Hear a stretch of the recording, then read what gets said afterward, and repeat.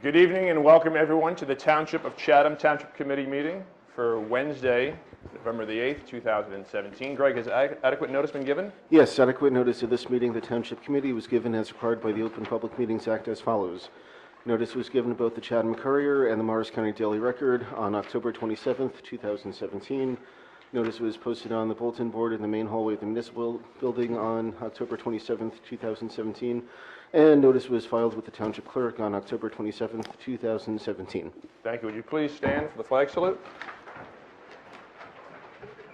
I pledge allegiance to the flag of the United States of America and to the republic for which it stands, one nation, under God, indivisible, with liberty and justice for all. Mr. Solen? Here. Mr. Kelly? Here. Mr. Sullivan? Here. Deputy Mayor Swartz? Here. Mayor Ritter? Here.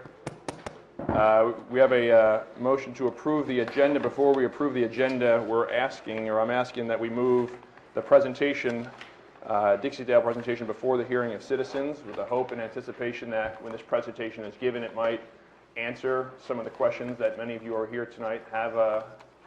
So, is that an agreement from the committee? Sounds good. All right, do I have a motion to approve the agenda?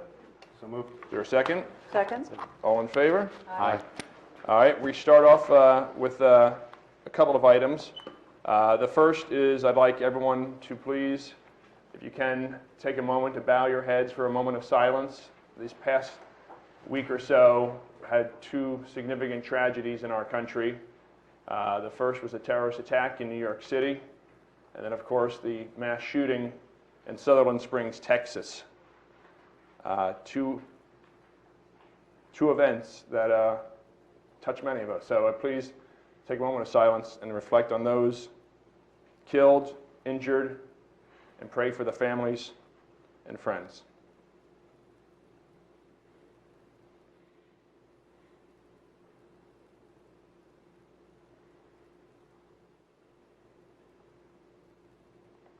Thank you. First up on our agenda is a proclamation. It's World Pancreatic Cancer Day. With us today we have Dennis Salko from the Pancreatic Action Network. I'll read the proclamation. This proclamation in particular, speaking of pancreatic cancer, hits home. We do have a member of our police department who is battling this terrible disease. So we keep him in our thoughts and prayers as well. And I'll read the proclamation. Whereas in 2017, an estimated 53,670 people will be diagnosed with pancreatic cancer in the United States, and 43,900 will die from the disease. Whereas pancreatic cancer is one of the deadliest cancers, is currently the third leading cause of cancer death in the United States, and it is projected to become the second leading cause around 2020. Whereas pancreatic cancer is the only major cancer with a 5-year relative survival rate in the single digits at just 9%. Whereas, when symptoms of pancreatic cancer present themselves, it is generally in later stages, and 71% of pancreatic cancer patients die within the first year of their diagnosis, while 91% of pancreatic cancer patients die within the first 5 years. Whereas approximately 1,270 deaths will occur in New Jersey in 2017. Whereas pancreatic cancer is the 7th most common cause of cancer-related deaths in the world. Whereas there are an estimated 367,000 new pancreatic cancer cases diagnosed in 2015. Whereas the good health and well-being of residents of Chatham Township are enhanced as a direct result of increased awareness about the symptoms and risk factors of pancreatic cancer and research into early detection, causes, and effective treatments. Now therefore, be it proclaimed that the Township Committee of the Township of Chatham designates November 16th as World Pancreatic Cancer Day in the Township of Chatham. And with that, I'd invite Dennis to come up if you want to say a few words, and then we'll present you the proclamation. Yes. It should be on. Mayor, Council, distinguished guests, on behalf of the New Jersey affiliate of the Pancreatic Cancer Action Network, I'd like to thank you for this important contribution to the national fight against pancreatic cancer. I lost my beloved Rosalia 10 years ago to pancreatic cancer, and my grandfather 50 years ago. I joined this group to help in this cause to find a cure. Again, I'd like to thank you for supporting our cause and helping raise awareness to pancreatic cancer. Our group is having an awareness event this Sunday, November 12th. It's a 5K walk-run at the Matt Cowie Center in Parsippany. More information can be found on pancan.org or purplestride.org. Again, thank you for your help. Thank you, Dennis. If you'll join us, we'll present this to you.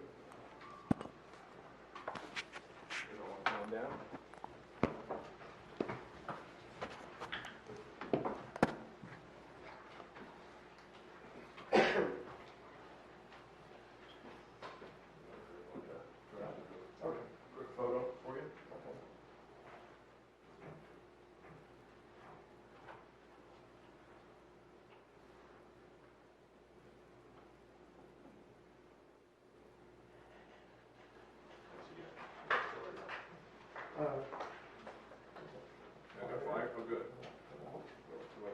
Just a little late, but Thanks for being with us today, sir. thank you.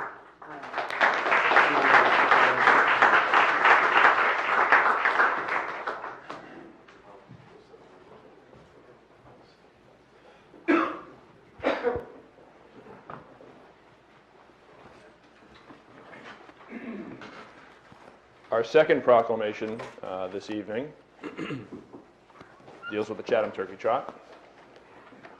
I think everyone is hopefully familiar with this annual race that is hosted in the Highland section of Chatham Township here on Thanksgiving Day. I'll read the proclamation.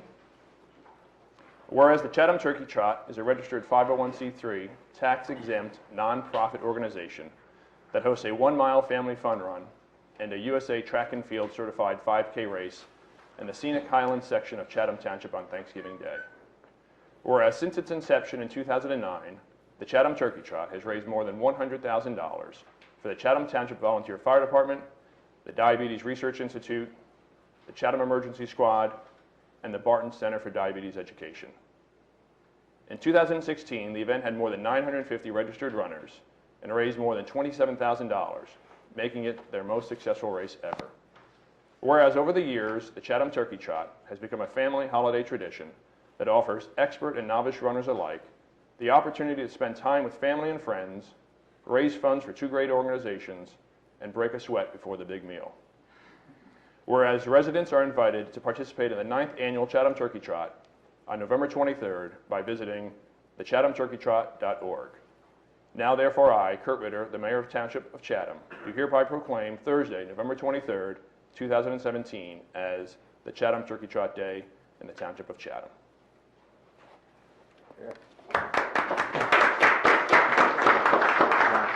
I'll do my own photo op. Right? Stand there with myself. You want to do that? Okay. Moving on, we've got reports. We'll kick it off with Typhoon. I have no reports, Mr. Mayor, but I want to thank the residents of Chatham Township for putting up with the election process last week. And yesterday, we had the elections, and I am looking forward to serving this community for another 2 years. And I want to congratulate my colleagues on this committee, Mike Kelly and Deputy Mayor Karen Swartz. And also, I want to congratulate our opponents for the great race that they ran. And so by looking at the signs yesterday, and you could see the democracy was messy, but today you walk the same, you look at the same roads, they're beautiful, back to beautiful. So, I will be working very hard with all of the committee members and for all of you and, whoever are watching us today. So, I assure you that I will be, working hard to earn your respect. That's all. Great, thank you. Mike? No reports, but like Typhoon, I'd just like to compliment all of the candidates and all the voters and thank them for going to the polls, and look forward to the next 3 years. Great, thank you. Kevin? Sure, thank you, Mayor. I have a couple of announcements. The Chatham Township Historical Society once again will be presenting a presentation on Sunday, November 9th, 2 p.m. here in the municipal building. The topic will be the history of Green Village. So if you want to learn a little bit more about Chatham Township, what it once was and what it is today, come out. These talks are always fascinating. I find them incredibly interesting. This one is going to be given by Kevin Doherty, who is our former chief of the Green Village Fire Department and a longtime resident in Green Village. So I want to welcome everyone to that. Also, in light of a few days before Veterans Day, just a few points. I always like to give Tom his history lesson, so he'll get that again. You, sir, yeah, this is going to be real history, yes. But before we get to that, Mayor Ritter, the Veterans Memorial Exploratory Committee, we've met and we've kicked around a few things and trying to develop a mission statement, and we'll be reviewing and setting some goals and researching some sites and trying to come up with some ideas and discussing with people where we're going to go with that. Once again, I thank you for thinking about the veterans. It's a great idea, and so we'll work on that and report back to you again. This year is the 70th birthday of the United States Air Force, so I want to salute my fellow veteran in the back, Mr. Tom Salvis, our communications chief as a captain in the United States Air Force, and he will be, we have the pleasure of bringing Colonel Norman Schaefer and his wife Irene, Dr. Schaefer, who lives in Chatham Borough. He was the longest serving member of the United States Air Force in the history of the Air Corps. Served for 49 years, when you consider that the Air Force has only been around for 70. It's quite remarkable. And Mr. Salvis and Captain Salvis and Colonel Schaefer and his wife will be attending the Women Air Force Service Pilots of World War II discussion at Long Hill Library on Saturday, November 11th, Veterans Day at noon. Which leads me to my next topic, is the Green Village ceremony on Veterans Day, which will take place at 11 a.m. on Volunteer Way on the Green. Here comes your history lesson, Tom. Veterans Day used to be called Armistice Day. It was at the end of World War I, the Great War, the war to end all wars, and it is celebrated on November 11th because the war ended at the 11th hour on the 11th day of the 11th month. And it's the 99th year. In 1954, it was changed from Armistice Day to Veterans, to recognize all veterans who have served. Of course, Memorial Day, we recognize those who gave the ultimate sacrifice. Veterans Day is for all those who have served. So please come out to Green Village. It's always a great ceremony they put on. It'd be excellent to see everyone there. They always do a nice job. On Monday night, I attended a concert on the U.S. Air Force Heritage of the American Band in Morristown. They put on a great show, and they played a song. If you're a country fan, maybe you know it, by Big and Rich, called The 8th of November. And the 8th of November is about an operation in Vietnam that took place in 1965, and the Air Force Air Corps paratroopers were there. Many casualties, and there was a Medal of Honor recipient named Lawrence Joel, who was a medic, saved numerous lives. He was the first African American to survive and receive the Medal of Honor since the Spanish-American War. So quite a great story. If you're curious about it, all you got to do is pull up the song, 8th of November. And of course, on 10th of November will be the 242nd anniversary of the United States Marine Corps. So I just want to salute all my fellow Marines. I will be celebrating, and as is custom on the Marine Corps birthday, we meet and we have a cake and we celebrate the birthday, and the youngest and the oldest Marine get to cut the cake. I will be neither at the ceremony, which is a good thing. So that's a lot, but I think it's appropriate in leading up to Veterans Day, and I just want to salute all our veterans. Thank you very much. Thank you, Kevin. And thank you for the history lesson. I actually knew most of that, but I appreciate you singling me out for the lesson. And I would like to pay tribute to members of my own family, because my father was a member of the Army Air Corps, the predecessor of the Air Force, and my brother celebrates the Marine Corps birthday, but he does it with Jack Daniels. They're invited too. That's, yeah. Karen? And today is the 8th of November. That's correct. This very day. Yes. Thank you, Your Honor. I would like to echo the sentiments of my colleague Typhoon and Mike Kelly when I thank the people of Chatham Township for, as Typhoon said, for putting up with us. Democracy is messy. The signs were messy. I know that they seem to have littered the landscape of our beautiful township for the last several weeks. So hopefully if we see them, we can pick them up and move forward. It's a great township, and we all look forward to serving the people. The 5 of us are available to all of you. Our email addresses, as most of you know, are right there on the website. You click our face, you get our email address. It's really easy. We are responsive, and we care deeply about this township and the people who live here. And I don't think there should ever be a mistake about that, and that I speak from the bottom of my heart. Regarding the various services that serve our wonderful population, our Department of Public Works is happy to report that they're getting ready for winter. So we are really probably wrapping up the fall sports season. They're still working on striping and things along those lines when they have the cause for soccer and other fall sports, but they are winterizing the baseball fields. Pretty soon they will be plugging up the drains at the Nash Field skating rink and seeing whether Mother Nature can take her course, and maybe we'll have skating over at Nash Field if it gets cold enough.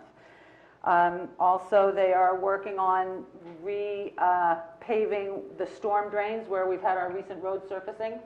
The storm drains in the street, some of them need new grates because they're not bicycle safe, I should say, so they'll be putting new grids on our storm basins there and doing repairs as necessary. One thing we have been talking about a lot lately is our new compactor down at the recycling center. We have brought in a second crew member for Saturdays or for the days when we do not have we do not have curbside. And our folks urge all of the residents, whether it's curbside recycling or bringing it down to the depot, to remind ourselves of the guidelines that the Morris County Utilities asks us to adhere to. That is flattening your cardboard boxes. Please don't include plastic bags, no styrofoam. If you'll go to the radio button that has the recycling icon on our website, it actually, you click on it, page 4 will give you the single stream guidelines. That's for curbside and for bringing to the recycling depot. Plastic bags are a tremendous problem when it comes to gumming up the machinery. Styrofoam, of course, is not yet a recyclable material for the MUA, and flattening cardboard boxes is really necessary. We seem to have more and more cardboard boxes, so let's take care of that if we can. From a public safety perspective, Your Honor, we would like to point out a really generous and significant donation to our Chatham Emergency Squad made on behalf of some of our terrific residents, Bailey and Taz Brower, longtime Chatham residents. They care deeply about our community, deeply about our first responders. And if you'll tap into Chatham recently, there was an article about a donation that Bailey and Taz made to our first aid squad. The monetary value wasn't announced, but it was 3 laptops that are compliant with new state regulations for making sure that health information gets passed along up the chain as our emergency responders come to an emergency. And I think a lot about, I've mentioned it many times, about a threat to our township being the mandates that get piled upon us, from whether it's from Trenton or Washington or even Morristown, the seat of our county. The state mandated that we have these laptops, and that was going to be an expense that perhaps the emergency squad didn't see coming. But by the grace and generosity of the Brower family, we were happy enough to be able to pass that along to our first aid squad. There are very few volunteer corps in our immediate surroundings that are as great as our first responders. So thank you, Bailey, and thank you, Kelly, for that.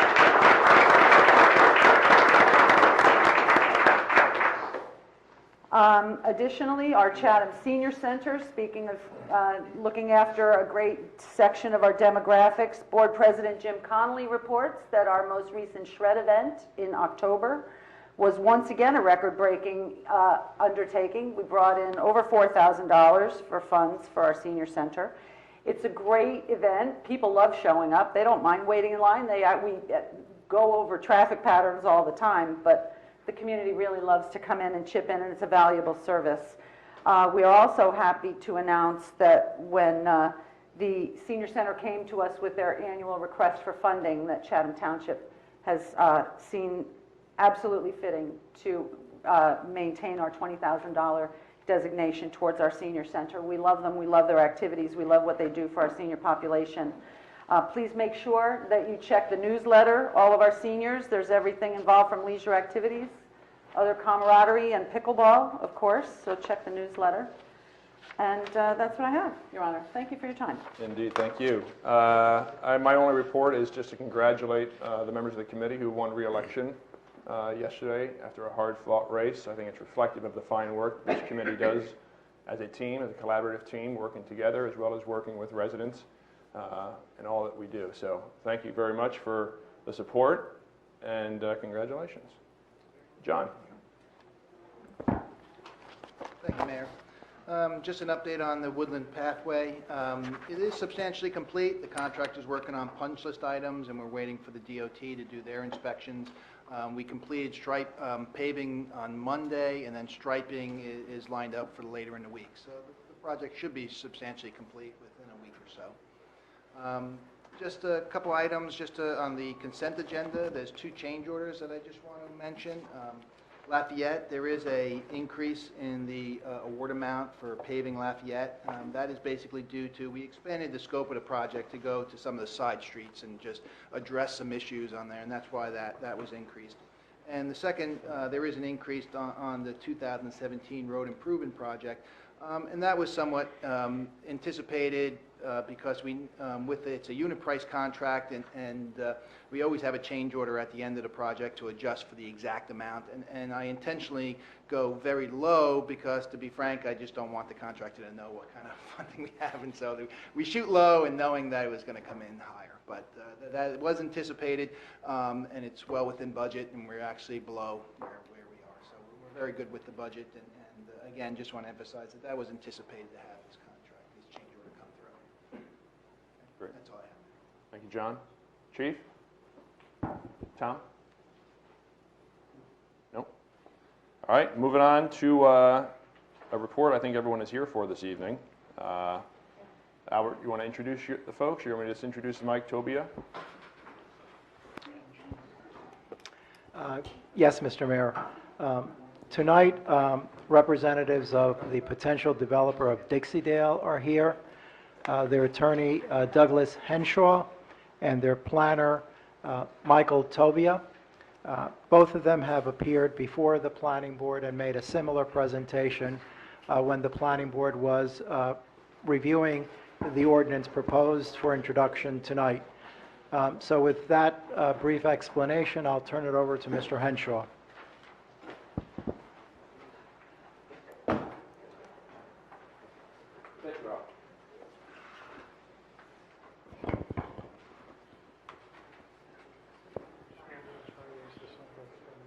You want to use the handheld? No, I'm going to try to keep it on this. Oh, okay. Just put it here right in front of me. Good evening, Mayor. Good evening, committee members. Thank you for having us make this presentation tonight. This is a presentation we made to the Planning Board not long ago regarding the Dixie-Dale site and the proposed rezoning. We've kept it in the same format for consistency. We thought it'd be good for you to see exactly what they saw so that there's no question that we're all on the same page, if you will. Michael Tobia is our planning consultant. He's going to give the presentation, lead you through. We'd be glad to answer questions either as we proceed or at the end, your choice. It's not a problem either way. And I think that's, without further ado, I think we're going to get started. Need a minute to get set up, so. And we've got to warm up a little bit, so. Phil. That's going to be So you said this is a presentation that was previously given at the planning board indeed, several weeks ago, indeed. October 19th. It was, and the slides have not changed, the content's not changed. I'm wearing a different tie. Fantastic. And I guess just for residents here in the audience, as those watching at home or the replay, this video will be obviously online, as with all of our prior meetings, if you want to review it again. So try to fill some airtime here while this thing warms up. All right, settle down. It'll all be clear. Here we go. If you guys are,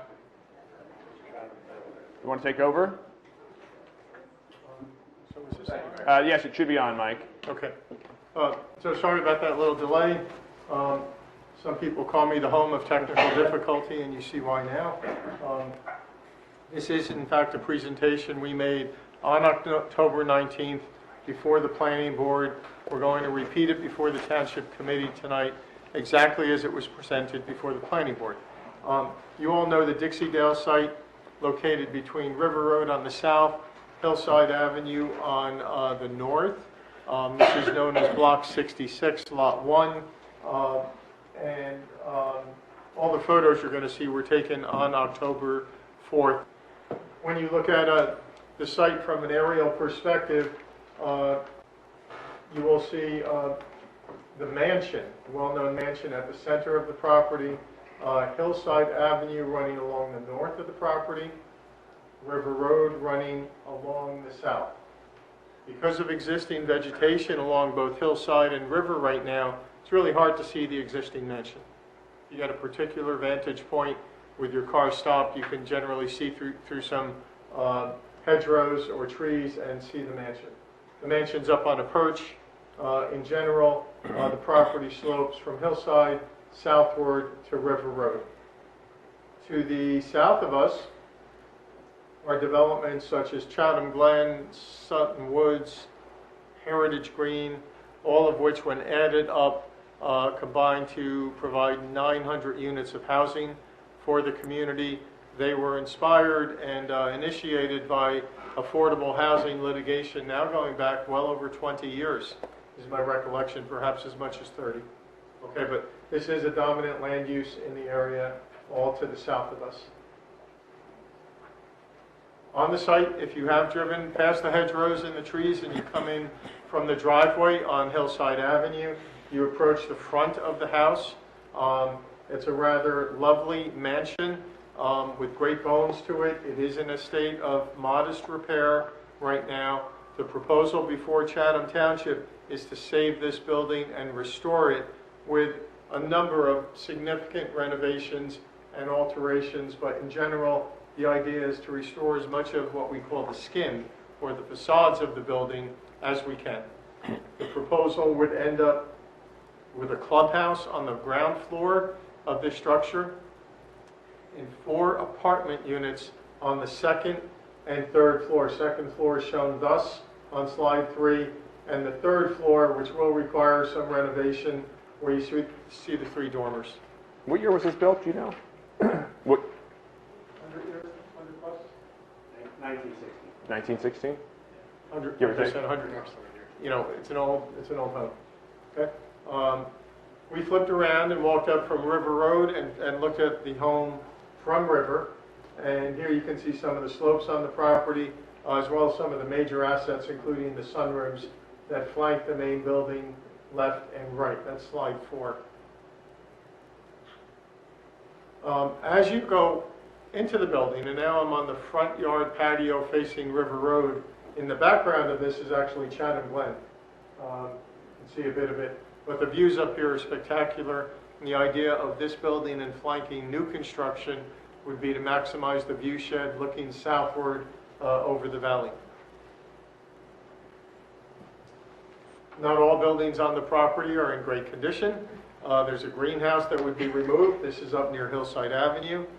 There's a barn shown on slide 7 that would also be removed.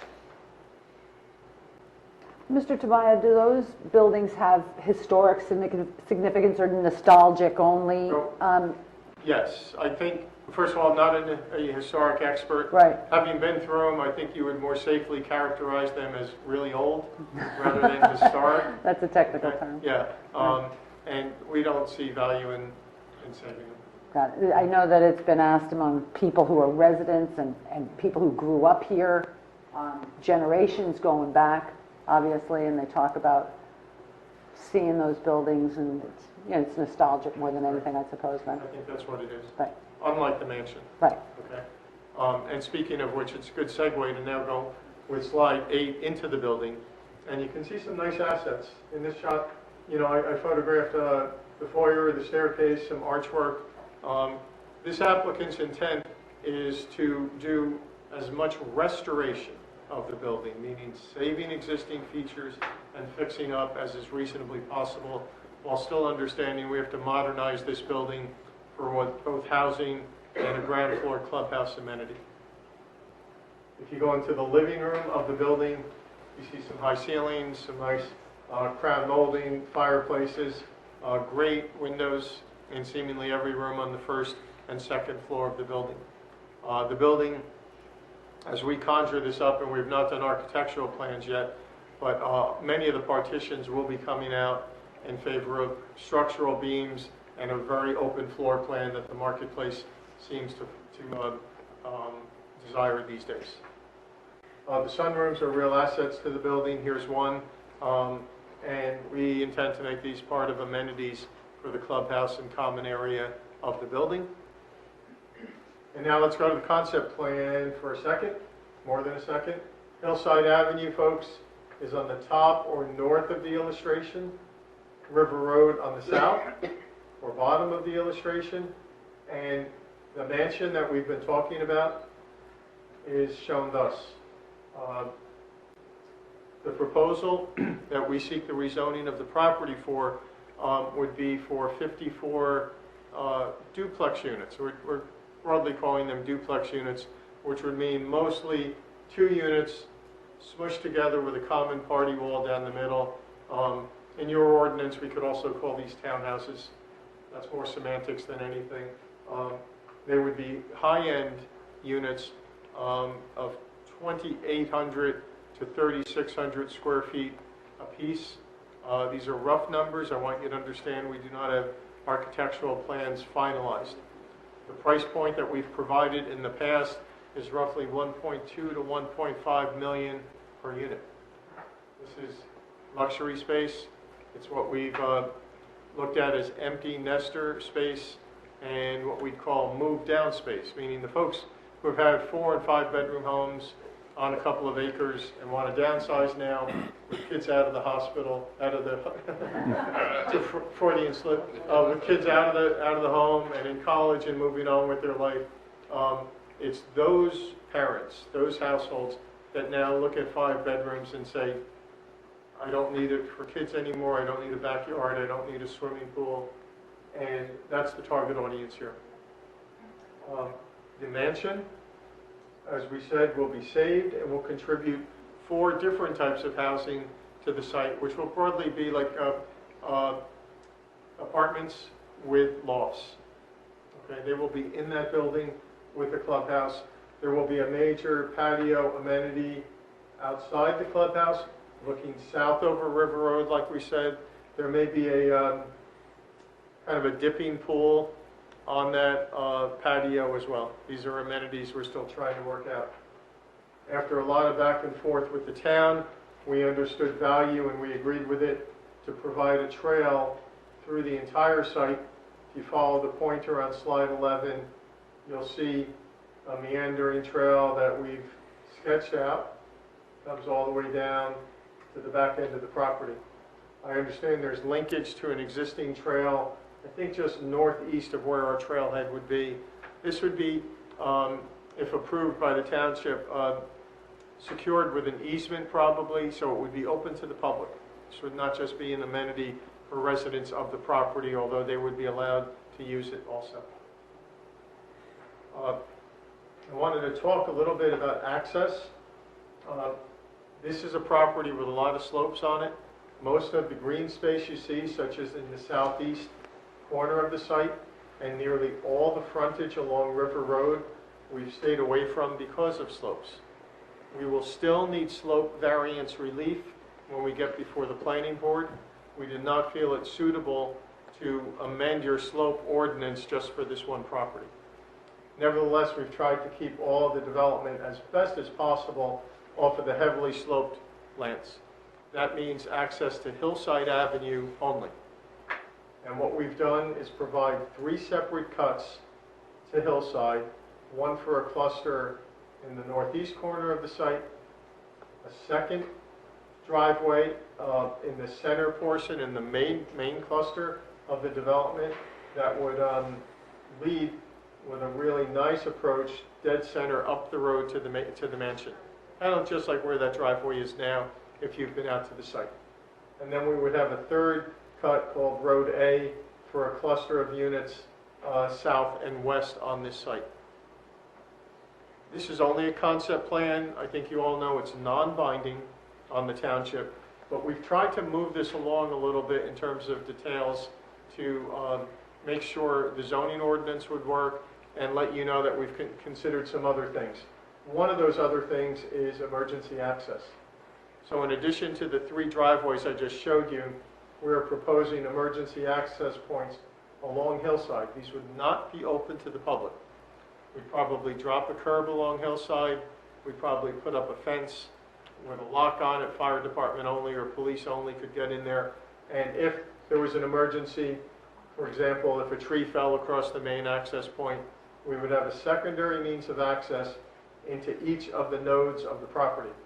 And if you were looking at this closely, you would see dotted lines into 3 other points on the site. That will be looked at closely at the time of site plan review before the planning board. We'll eliminate those emergency access cuts. We'll alter them, we'll move them, whatever we think is best when we really get into the weeds on this thing. Okay? As you can see from this, we tried to shade some of the major green areas. It's in everybody's best interest to save all the existing plant material on the site if we can. We have looked closely at and made a commitment internally to saving the hedgerow along Hillside Avenue to the greatest extent possible. This is a really nice rural feeling road right now. We want to keep it that way. We think that's in the best interest of both the applicant as well as the community. So that's the concept plan. Architecturally, the applicant has built a similar community up in Connecticut, Darien, Connecticut. We wanted to share with you a few images of that very quickly to show you that what's going to be proposed architecturally will be a traditionally styled project with a lot of very Chatham-esque building elements that you see on a lot of single-family homes throughout the town. Here's one image of the Connecticut product, steeply pitched roofs, a lot of white trim, window grills, clapboard exteriors. Here's a zoom of one unit up in Connecticut, and you can see the draft ordinance, incidentally, will require either a patio or deck on every one of the new units. Here's one with a little covering, some column work, brick chimney for accents, a couple other nice shots of exteriors. Architecture has not been worked out, but we know the value system of town here. We're going to work really hard to meet local needs in terms of architecture. Interior shots speak to just the high quality nature of the job. Here you have a barrel kind of vaulted ceiling in a master bedroom. Kitchens, Carrara marble and stainless appliances. This is kind of a really nice product kitchen that you see in a lot of higher end development now. And I think that gives you a good idea of the development. The ordinance before you now, and I don't have the number on it, Doug, but we've done a lot of technical review with your staff. I think we're thinking of calling this, Mr. Banish, Zone R6C, is it? It was patterned after several other multifamily residential zones in town. We borrowed freely from your other zones on topics such as building coverage and impervious coverage to make sure we did not reinvent the wheel, but we used standards that were already used in this town for development such as Rose Valley and Melrose, I want to say Melrose Place, I don't know what that is, Melrose on Green Village Road. This is proposed, including the mansion units, at 1.78 units per acre over this 30-acre site, making it the lowest multifamily density in the town, pretty comparable to the Melrose project, okay, in terms of elbow room between buildings. And for our residents, the Melrose property is the one by Right, correct? It's behind ShopRite, across from the open field. Oh, that's right. Okay. Used to be the Heil Roses site, if you remember that. Okay. Okay. So down Green Village, Mr. Mayor, and then there's the Garden Apartment Complex right there, and Melrose is the next left after that. Gotcha. Okay. A very small number of units in there. Okay. What I wanted to tell you, we'll go back to slide 11. This is an example of what planners would call cluster development. Rather than spread things out all over the whole site the way you might do with single-family development, we try to cluster units away from the slopes, away from the woods, and into the areas that are generally flat.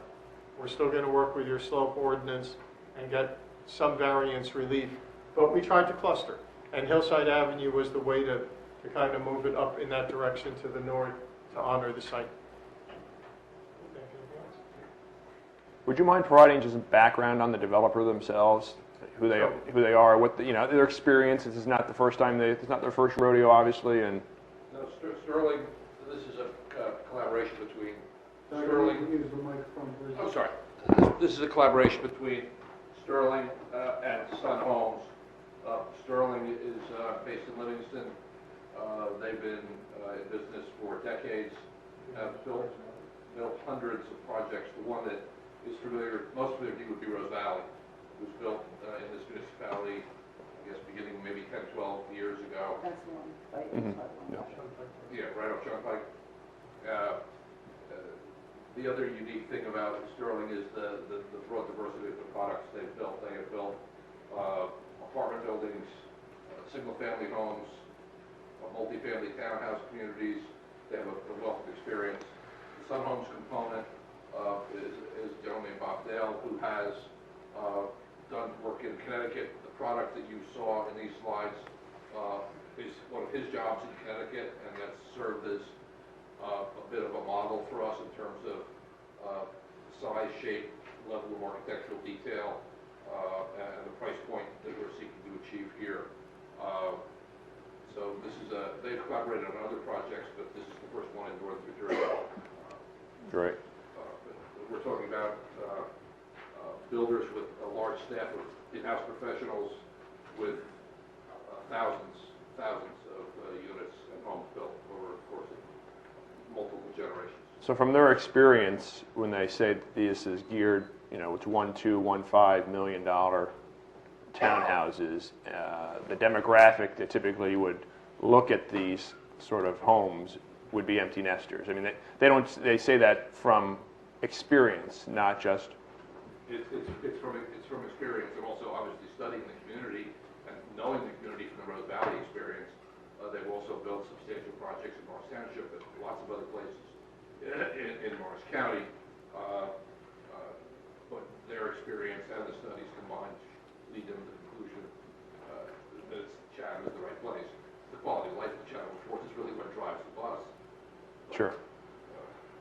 So this is, to give you a quick demographical tutorial, this is all baby boom stuff, okay? The baby boomers now are, so the youngest one is 53. Okay, oldest one is close to 70. Thanks. Yes. And so these are folks that have raised kids, have the big houses, and we see tremendous demand for downsizing. And downsizing doesn't only mean a smaller house. In some cases, it just means downsizing in terms of maintenance responsibilities. Meaning you don't want to cut your lawn. You've been doing it for 30 years, okay? And you don't want to rake your leaves. You don't want to shovel your driveway. And so you get into a condominium form of ownership, and also with amenities on site and like-kind households. That's what this is mostly about. So resident concerns that we're going to have an influx of families of 5 moving in here, impacting the school system and such and such and such and such. They're all empty nesters. We looked at, incidentally, and it might have been Please quiet down. might have been Mr. Banish's suggestion, but we counted the number of school kids coming out of Rose Valley. I think there are 56 units there, so it's very comparable to this. And with all those units, we counted 6 public school-age kids coming out of development. Normally what you find, too, incidentally, is those 6 are probably in their last year of high school, and they're about to embark on a college pursuit. And so those units are usually empty the next year, but 6 out of 56 is a microscopically low multiplier. Great. And could you speak to the open space? So the open space, again, I'm having technical difficulty here. I don't know. We're going to try and make do with the image we have, but the open space under your ordinance is required at 40%. That's measured over total lot area. What you're seeing here is actually an open space estimate of about 70%. How much? 70. 70. Okay. Right. And again, this reflects clustering, and that means everything not paved or built on with a house would be green space and have an asset to the community, whether it's big woodlands or a trail or just a nice yard behind the house. So we're well in excess of the 40% requirement, which is a pretty aggressive requirement anyway. So we'll be well above that. And what was this concept plan? Do you have any estimate how long that walking trail is itself? I don't have that number. Okay. It looks pretty long. That's a nice long. Yeah. I walked it. It probably took me strolling it a half hour to get from the northeast corner to the southwest corner. Nice. Not like speed walking, but strolling it took about that long. Great. And that's a nice Very path. scenic. Along River Road, it's really nice. And coming down off of the eastern edge is really a great view shed because you're looking out over a trail that's gradually going down. So looking south, you have a really nice view. And the connectivity to the hillside trail seems to be ideal as well. That was, we were directed to do that Yeah. over a year ago. I imagine we're going to end up with a crosswalk on Hillside to do that, but that's what we do before the planning board is ironing out those details. Great. Any questions from the committee? Mike? I guess I'd like to start off by saying thank you very much. I mean, I think you can tell from the attendance tonight that this is considered a very special property in town, and clearly you're approaching it that way. So I think the chance to really talk about something at the conceptual level and get input into it from the community's end and get your logic and approach explained again at the conceptual level, I think is a rare and valuable thing. So if I may, Mr. Kelly, it is rare, okay? I make appearances before governing bodies maybe once or twice a year, whereas we go before planning boards and zoning boards every week. So this is normally something we do at the planning board level. You ask for it here at the governing body level, and we're obliging. Okay. I think this is how it's supposed to be done, actually. well, we appreciate it. And I mean, the approach that strikes me as impressive is the priority to save the mansion. I think that's a plus for the community. I think that the numbers we've hammered out for open space, I think are an asset for the community, and I applaud you on that. And working forward on that, the trail, I think is a real plus. You mentioned the priority on preserving the hedge, and I've always considered that one of the natural wonders of the town. So I definitely would reinforce that. I guess on that front, I don't know if that's totally compatible with the idea of the emergency access going through that area. It sounds like those are two things that are going to bump heads. We got to balance that, and so we do that at site plan. Because every time you want an emergency access cut, it means some of that hedgerow has to come down. And we'll work all that out as best we can. So, I mean, I definitely would express the desire to you and to our planners and planning board members that as we go from concept to reality, that would be a personal preference. We're on the same page with that. Okay. Anyone else? I'd be interested in kind of a clarification of the term clustering. It sounds like the developers are viewing this as a cluster development. How would, and I guess I'm a little bit confused about our ordinance that we're drafting and we're on the table to be introduced tonight, calling for 40% open space, which would be a factor of clustering.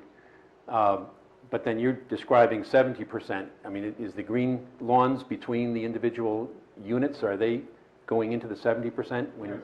So when you talk about open green space, that's what you're talking about there.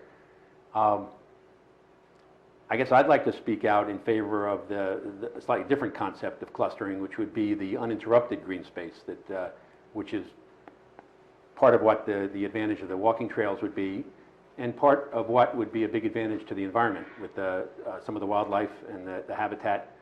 They're not going to be all that likely to thread their way between buildings, but they could thrive in some of the wooded areas, the bigger chunk of wooded areas.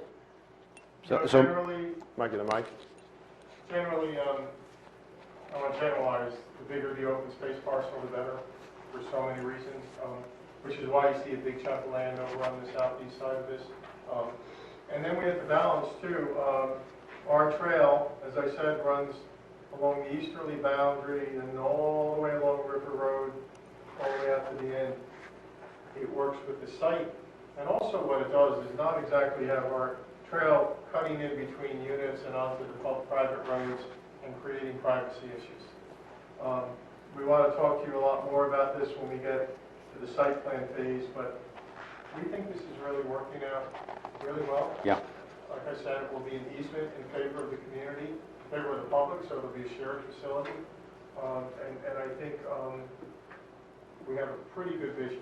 Might have to fine-tune it a little bit, but I think that's going to work out really well. So, I'm sorry, Mike. I was just going to ask, do you know the percentage of that, obviously 70% of the entire site, but the clustering of the green trees there, what is the percentage of that site? Do you know, roughly? We can get you that kind of... I was just curious if you... We'll get Oh, just of the wooded area, yeah. So, it looks like, obviously, maybe a third. Yeah, it could very well be. That's a 30-acre site you're looking at in total. We'll get you that number. That's pretty easy to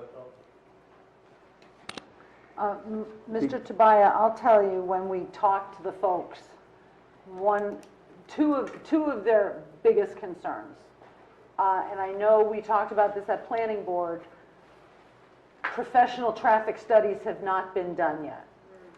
But we can fully appreciate the fact that we're throwing 50 new homes here, and there are, there's a residential neighborhood to the north, obviously our condominium community to the south and to the east, and River Road and Hillside can get congested during school hours, during commuting hours. It's a great concern for the people who live there. And they are, the folks that we talk to have spoken to each one of us, and they speak among each other. And certainly the residents of the Heritage Green and Chatham Glen and Sutton Woods communities are tremendously concerned about the traffic, the impact to traffic. If it's not commuters and it's not school-aged children, maybe you can allay their fears a little bit, but if you've got 50 new homes, it's a concern. We will certainly have a traffic expert and analysis done on site plan, which is the traditional, typical way that's done. And I think what you're going to find, based on the experience that I've had working on other jobs analogous to this, is that you don't get a lot of people running out of the house between 7:30 and 8:30 in the morning because they're at a different point in their lives, and maybe they're going to the gym, but they're not going off to the office and going to be in the same rush as everyone else. I think it tends to have more of a spread of traffic rather than a concentration early in the morning. Same thing with school, lack of school children. I mean, maybe the school bus goes by already, but we're not going to have a bunch of parents driving their kids out to schools. Right. It's a different dynamic. But Right. We have the professionals we've worked with before on projects like this. Mike and I have actually done studies on townhouse communities. We looked at every townhouse community in North Township, for example, and counted all the school children, public school, private school, and all the rest, and came up with some pretty surprising numbers on the dynamic that occurs at this level of housing in terms of both lack of children and the differentiation between the trip generation. Right. There's still trips. It's not the same time as you Right. might expect. Yeah, and it's going to be hard to guarantee that, but I think the folks who live here are extremely concerned about that. So when you can reference traffic patterns, reference what goes on at Rose Valley, Sure. coming out over by Ace Hardware, and talk to them about what kind of, there's 2 exits there. There's one onto Green Village Road, there's one onto Shunpike. And what kind of congestion is created there. Certainly some of us, Kevin, you commute that way to work when you go to Morristown, and to see what experience that actually is. We will do that. Yes, we will go through that entire exercise. Sure, for Both the A sake and of B, both A comparison. and B, yeah. Right. And the additional, the other concern we hear about, obviously you've heard it many times, is the impact of the schools. You can tell us that's not the demographic, and yet people are still concerned that you're going to have 50 new homes and 2 children per home. Obviously, parents with 2 kids are more likely to buy a house with a yard in a neighborhood where there are other children. And I know you can't guarantee that to our folks, but that is something that obviously they're greatly concerned about. So, if 50 single families were put on this lot, this tract, I think you have 100 kids. That's a pretty documented, well-documented metric as well. But there's such a big difference between what a single-family home provides and what townhouse-type living provides. And we looked at Rose Valley, and we'll look at it again because I think now we're one further school year into the cycle. But these are the empty nesters. And when you look at what you need when you're raising kids, such as a big backyard, you just don't have it here. We have a lot of data on that, including state-level data Right. that link public school-age kids to townhouses and apartments. We can provide you with a lot on that, but we really do want to assure you that this price point and this style of home just don't encourage children to move in. Right. I mean, I get that, and I've seen it, and as I referenced at one other time, my mom lives in a place like this. You're not going to find a basketball court, a pair of roller skates. You're not going to find a bike. You just don't, Right. because they are, moving toward their senior years, and kids just, you're not going to bring your kids to a condo community of that sort. So those are the concerns that I'm hearing. And I know you can fully appreciate that. You can fully appreciate the folks being concerned about the impact to their neighborhood and to their schools. If I could follow up on that traffic question, and I guess it picks up on what you said before about balancing different things. If this was a site that didn't have some of the steep slope problems that you're trying to deal with, would you design all the driveways on Hillside, or would you be likely to drive, kind of put one out on River Road somehow? I think River does not work because of the slopes going down. That's the problem? If we didn't have slopes all over this, we might very well have only 1 or 2 access points into the site rather than 3. And we haven't done that sketch because we know we have slopes. Mm-hmm.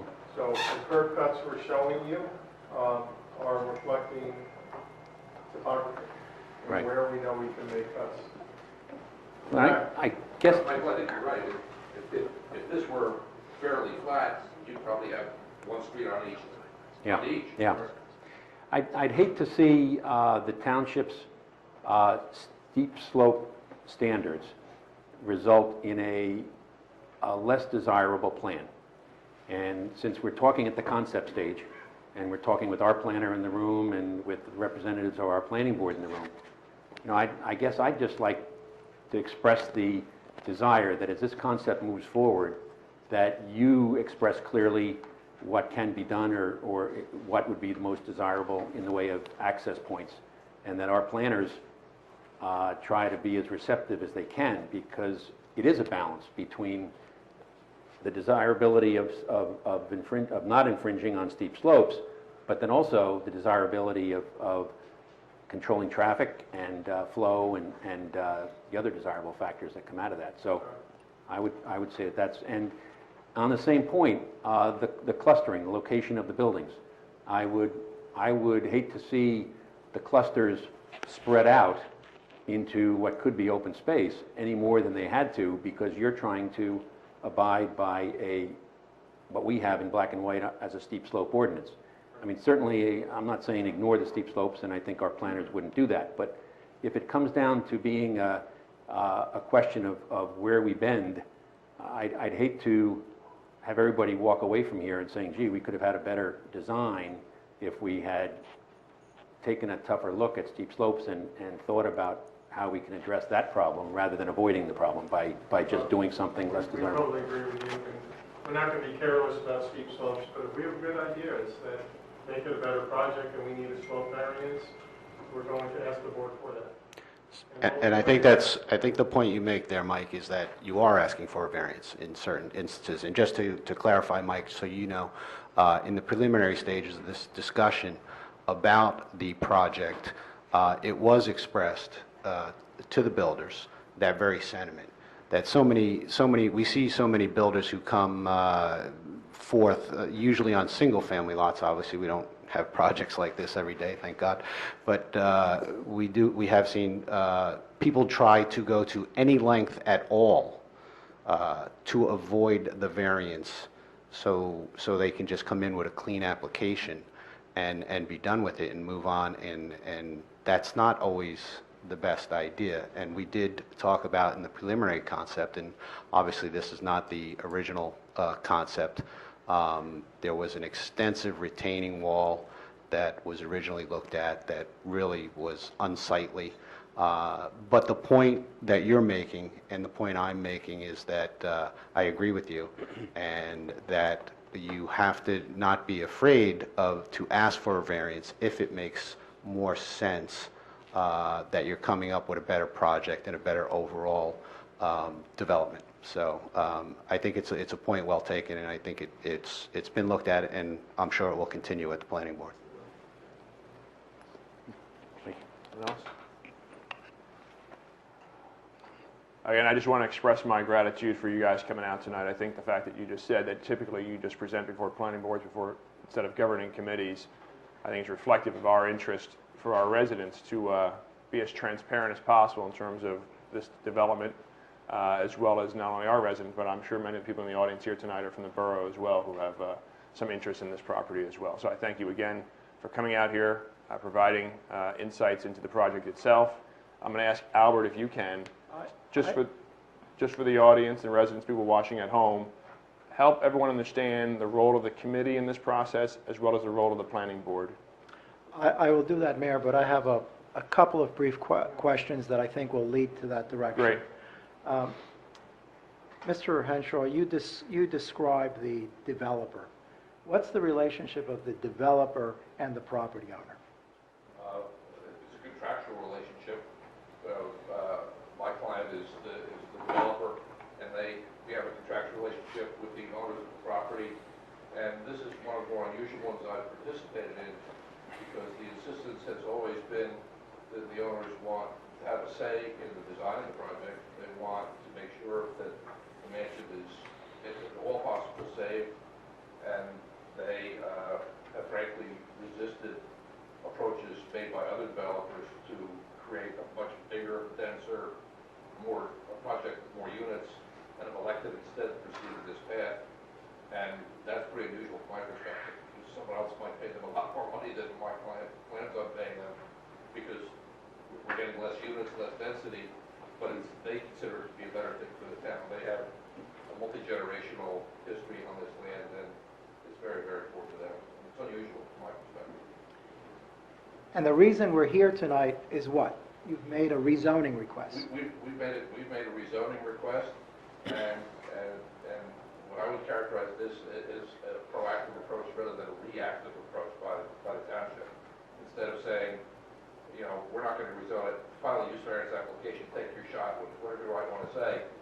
This municipality is elected to learn about the project, understand its implications for its citizens in the town, and then engage its professionals to look at it closely and try to come up with the best possible result. And it takes longer, but it's going to be better in the end. And although you spent a lot of time discussing the concept plan, if this ordinance is introduced, does that mean this concept plan is approved? No. Oh, that'd be great. We'll be back for a building. No. We are many, many meetings away from this. And I think that's, Alex, an important point. For the people here in the public, this is the first step in a long, long process that we have to go through. But we will be back for this to pass. We will be back in front of the planning board on public notice hearings that the public will have an opportunity to come out, review the plans. There'll be, I'm sure, an intense and regular recurrent dialogue between John Rushke, Frank, and all the professionals of the town in terms of making sure the project serves the best interests of the community at large and minimizes the effect on the neighbors. We've got a long way to go in terms of hearings and notices. I think the chairman wants you to describe a little bit more in terms of where we're going next in terms of the ordinance, the protocol. I think let's do that. I think it's No, I'm asking for your help because I think it's important that these issues, that you not only explain them, but that I also explain them. Sure. Because the responses will in essence be the same. But the concept plan does not mean approval of that concept.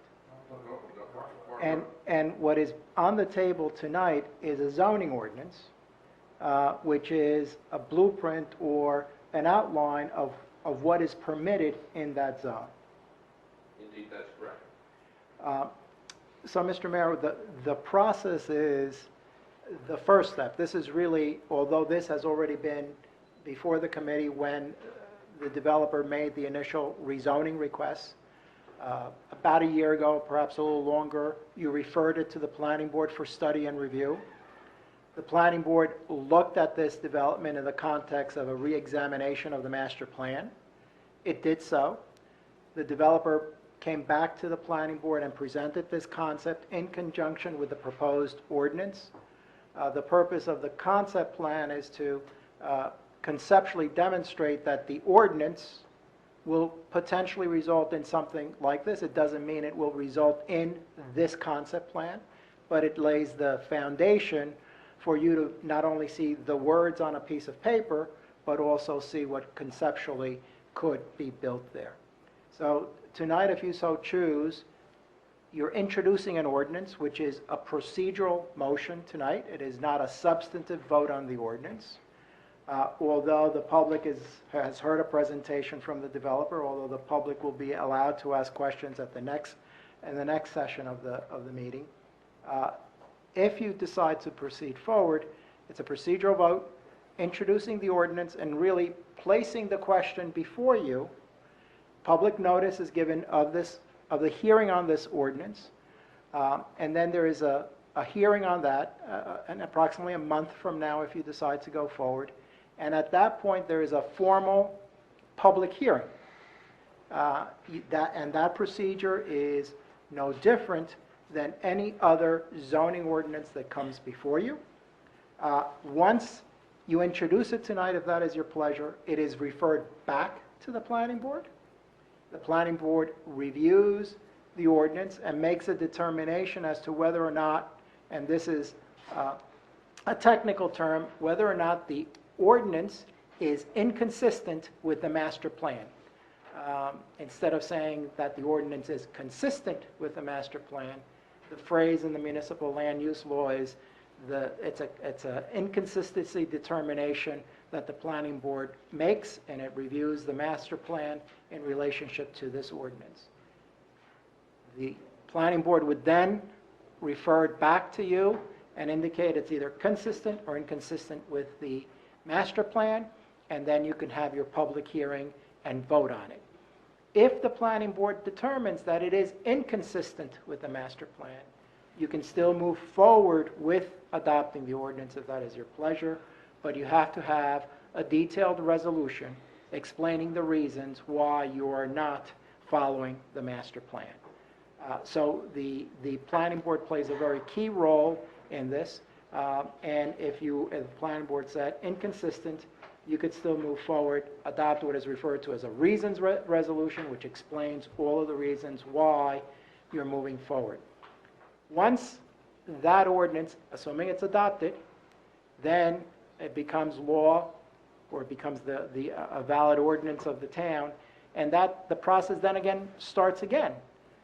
If the developer chooses to go forward with designing what is provided for in the ordinance, they go through a design process, typically called a site plan, and they would return to the planning board for the normal review that the planning board makes on any site plan and subdivision application, upon notice to all of the residents within 200 feet of the property, and the planning board goes through that hearing process, and that hearing process will entail testimony from typically planners, site engineers, traffic engineers, and anyone else, any other professional that the planning board deems is necessary in order to make an informed judgment on the application. So although this looks like this concept plan looks like it's fairly well along in the process, we're really at the beginning of the process. And throughout this, there will be public hearings that will be held here on the second reading or the public hearing for the ordinance, and then at the planning board as that application is presented to the planning board. And obviously before, and this was alluded to, before the application is made to the planning board, there are reviews by the planning board professionals, again including the planner, the engineer, traffic consultant. There are, in addition to this, stormwater management calculations and plans that are presented to the planning board, stormwater plans that are detailed, indicating where the drainage goes and how this site addresses the drainage. So it is the comprehensive review that is had on any similar application, no more, no less. And tonight, although there's been a lot of focus on the concept plan, you are not approving that concept plan. You can't.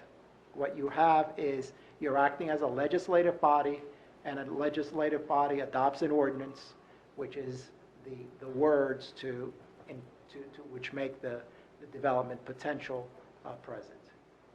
And ultimately, it's the planning board where everything's worked out, as it were. Correct. It's the plan, and again, you as a body legislate. Planning board figures it out. That's what the ordinance does. It's a piece of legislation. The planning board does all of the detailed work along with its professionals. So it's a lot of the questions that you were asking. I was tempted to say that to you, but I didn't, because I think it's also important that you hear these explanations. But a lot of these details, as was said, it's a concept now. There's a long way to making that concept a reality on paper, and then a reality if the planning board chooses to approve it. Just two other questions after this conversation. You said the owner was approached by other builders. What's the potential for that property in terms of number of units that could be built? Well, I think I would probably interrupt you there and say I think that's speculative in nature. I think what has been expressed here is a desire of the current property owner to maintain the value in the property in this terms of the historic nature of the building or the historic appearance of the building, some of the vistas that have been described in terms of the clubhouse and the openness, the trail, So I think it's probably unfair to ask the applicant, or certainly Well, then to just speculate on from it. our planner, in terms, I just want residents to understand, 54 units might seem like a lot. However, what we could be facing is X number of units, is my point. Well, again, as I said, I think that's speculative. I think you deal with the proposal that is before you, and I think that that's the best course to follow here. All right. The other question I would have is, no one has a crystal ball. Would we have any idea as to when shovels in the ground on a project similar to this? I'll take a stab at that one. My best guess would be not this coming spring, but maybe the following spring. I mean, 2019. Yeah, And that's a guesstimate.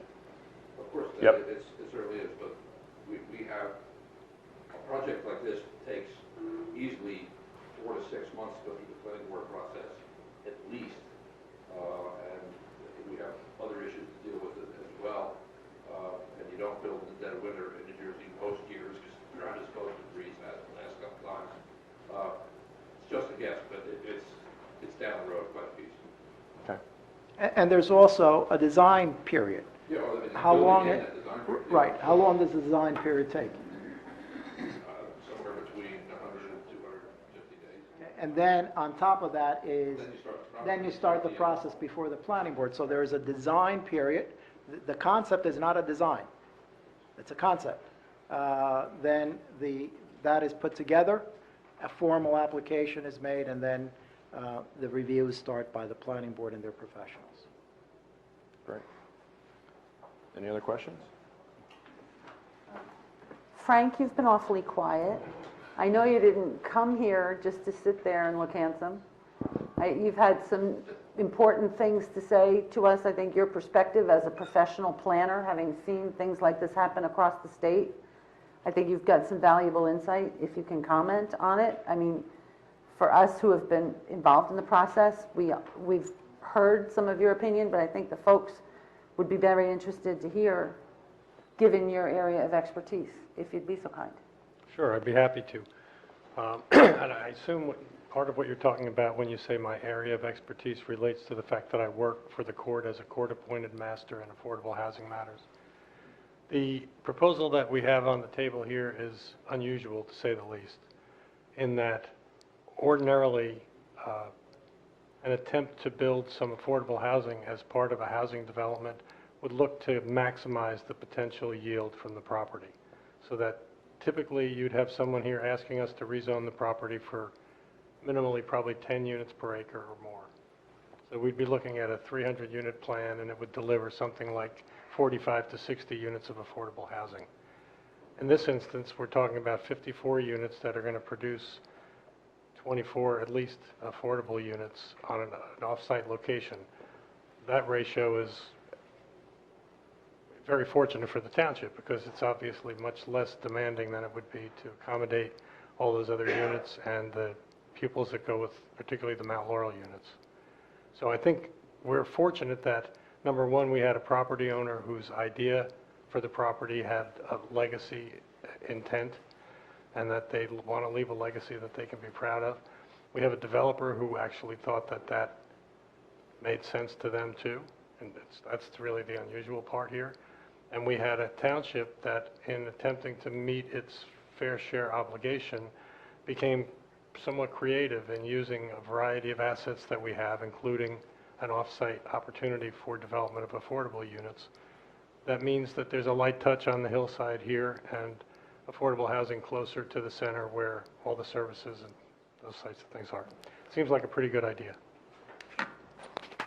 Frank, if I could just ask you, certainly use the 10-to-1 ratio. What's the highest you've seen in the state? Settlement agreements are being routinely reached at densities between 15 and 25 units per acre. Thank you.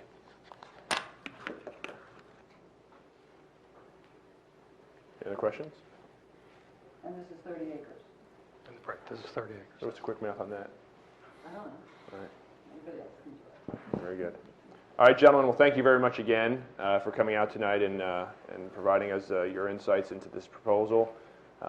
Thank you, residents, for listening as well. As I said, we're going to put this video online as well, extrapolate this one portion so people don't have to listen to the entire 3-hour meeting tonight, but just this one section, and encourage you to talk to your neighbors and friends who might have interest in learning more about this to attend the future planning board meeting. If it's passed this evening, the introduction will be at our December meeting, and to continue to follow this as it progresses. So, gentlemen, thank you very much. Thank you very much. Appreciate it. We're now going to open up for hearing of citizens. This is an opportunity for any member of the public to be heard about issues which are not topics scheduled for public hearing tonight. To help facilitate an orderly meeting and to permit all to be heard, speakers are asked to limit their comments to 3 minutes. If you come forward, please state your name and where you're from. Alex Tayo, 288 Hillside. I think at this point, comments should be made to the... Sorry. I actually wished I had left the slide up, but I guess it's too late for that now. I know it's a bit of a lopsided where we have a long presentation from one side, and then I think a bunch of people in the audience want to give their own 2 cents. I know not everybody can have as much time as the developer, so I'm going to try to respect that as much as possible. But I do have a number of points I want to quickly touch on. And my goal here really is to help craft the zoning ordinance as best as we can for the township. And I definitely respect the seller's rights and respect what she's doing to kind of help the town out and not do as much as she possibly could to monetize value. There's a couple of points that were mentioned today that I want to quickly touch on. One of which is the phrase, the dominant land use in the area is currently townhouses. It's very true that there are a condo development just south of this property, but that's not the dominant land use on this particular area of Hillside Avenue. It's single-family homes on relatively large lots. There's a very wooded, nice cemetery just down the street. There's a hiking trail just across the street that developers talked about. It's definitely not the dominant land use for multifamily housing on this property. In fact, the developers described it as a rural-feeling road. That's very true. It is a very rural-feeling road with the big trees that are there and the hedge lines. Once you start poking some holes in that hedge line, you're cutting down the big trees, putting big multifamilies up, it's definitely not going to be a rural-feeling road anymore. And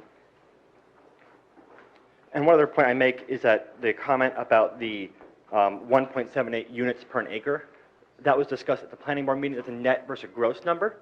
Because of the clustering, when you're actually looking or in the townhouse area, it is much denser. That larger number includes the green space and the 40% that was set aside. So one other just a couple of comments I want to make, not directly on the Dixie-Dale rezoning, but there's another ordinance in the posted online, like bow and arrow hunting. The comment I want to make there is it restricts certain zoning areas. It lists them by name.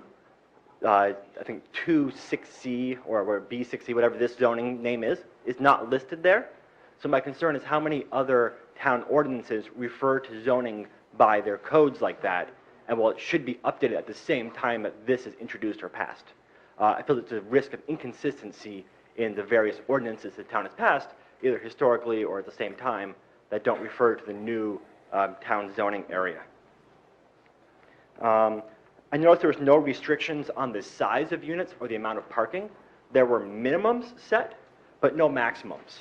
So while the ordinance says 54 units, by my reading, there was nothing restricting those units from each being 7 bedrooms.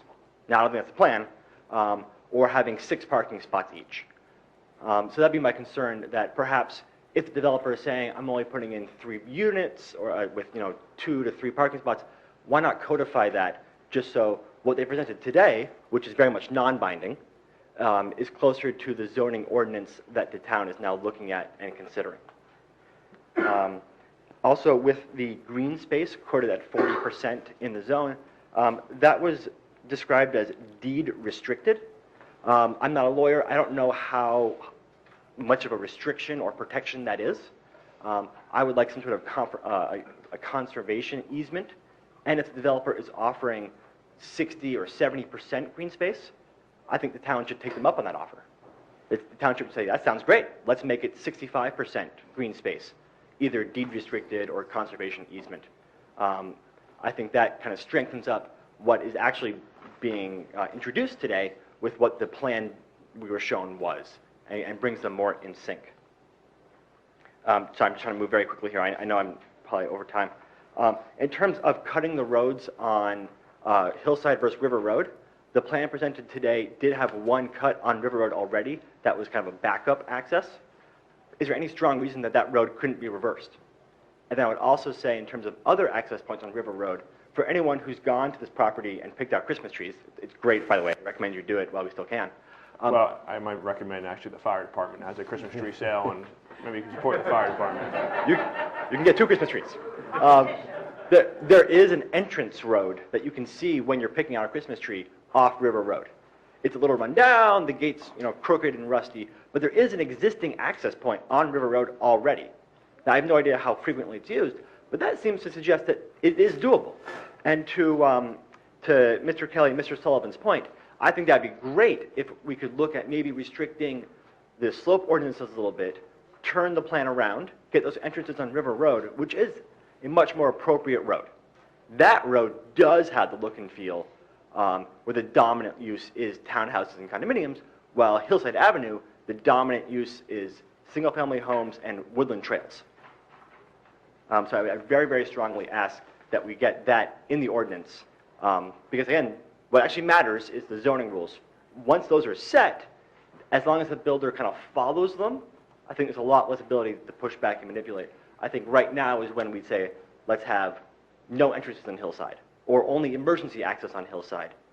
And just echoing that also on the hedge, the language in here protecting the hedge only talks about maintaining the existing hedge. Clearly, let's say we're 5 years down the road, the hedge has died of natural causes. There may not be a requirement to protect an existing hedge if it no longer exists. I might have some sort of landscaping rules in there to protect the sightlines from Hillside Avenue, above and beyond the existing hedge that, who knows what will happen over the next few years.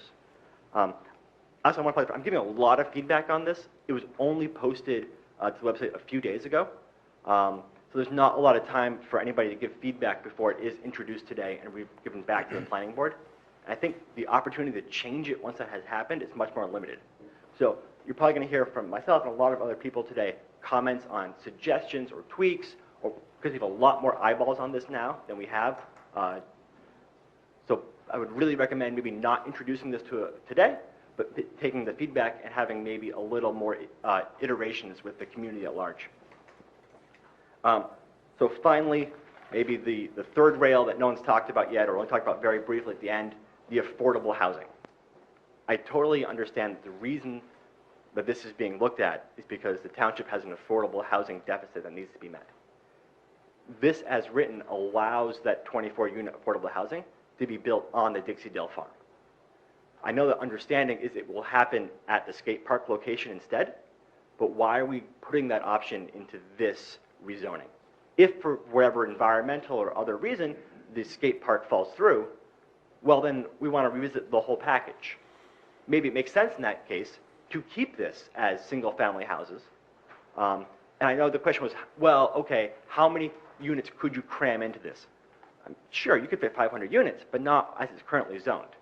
Under the current zoning, I've heard 15 to 21 houses, and that's probably without taking into effect the variances for the slope. We can see in the clustering plan, not all of this is buildable land or optimal land. A lot of it is very steeply sloped. A lot of it doesn't have great access. So if you build 15, 16 more single-family homes on this property as it's currently zoned, you're not fixing the affordable housing requirements, but you're not making it worse. So I don't know why we have to have the option to have the affordable housing on this land. And my final point, I know the risk is a builder's remedy lawsuit, that we don't do this, the builders walk away, and the lawsuit, something Toll Brothers sues and says, no, you have to zone this for affordable housing. I know that's the risk. I just feel that that's why I want to make this plan as great as possible for the community, and I really appreciate the seller working with the community and your work as well. Thank you. Thank you.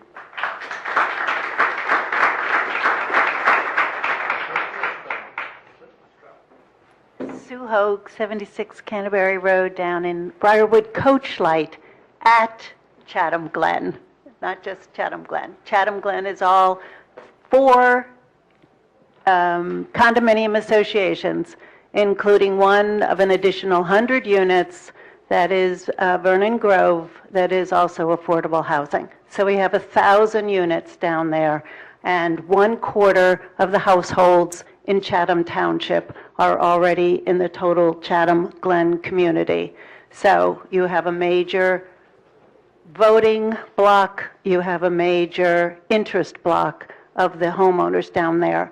I will say that the gentleman that just spoke and the presentation that was done here today answered most of my questions. I think the only thing I have a concern about is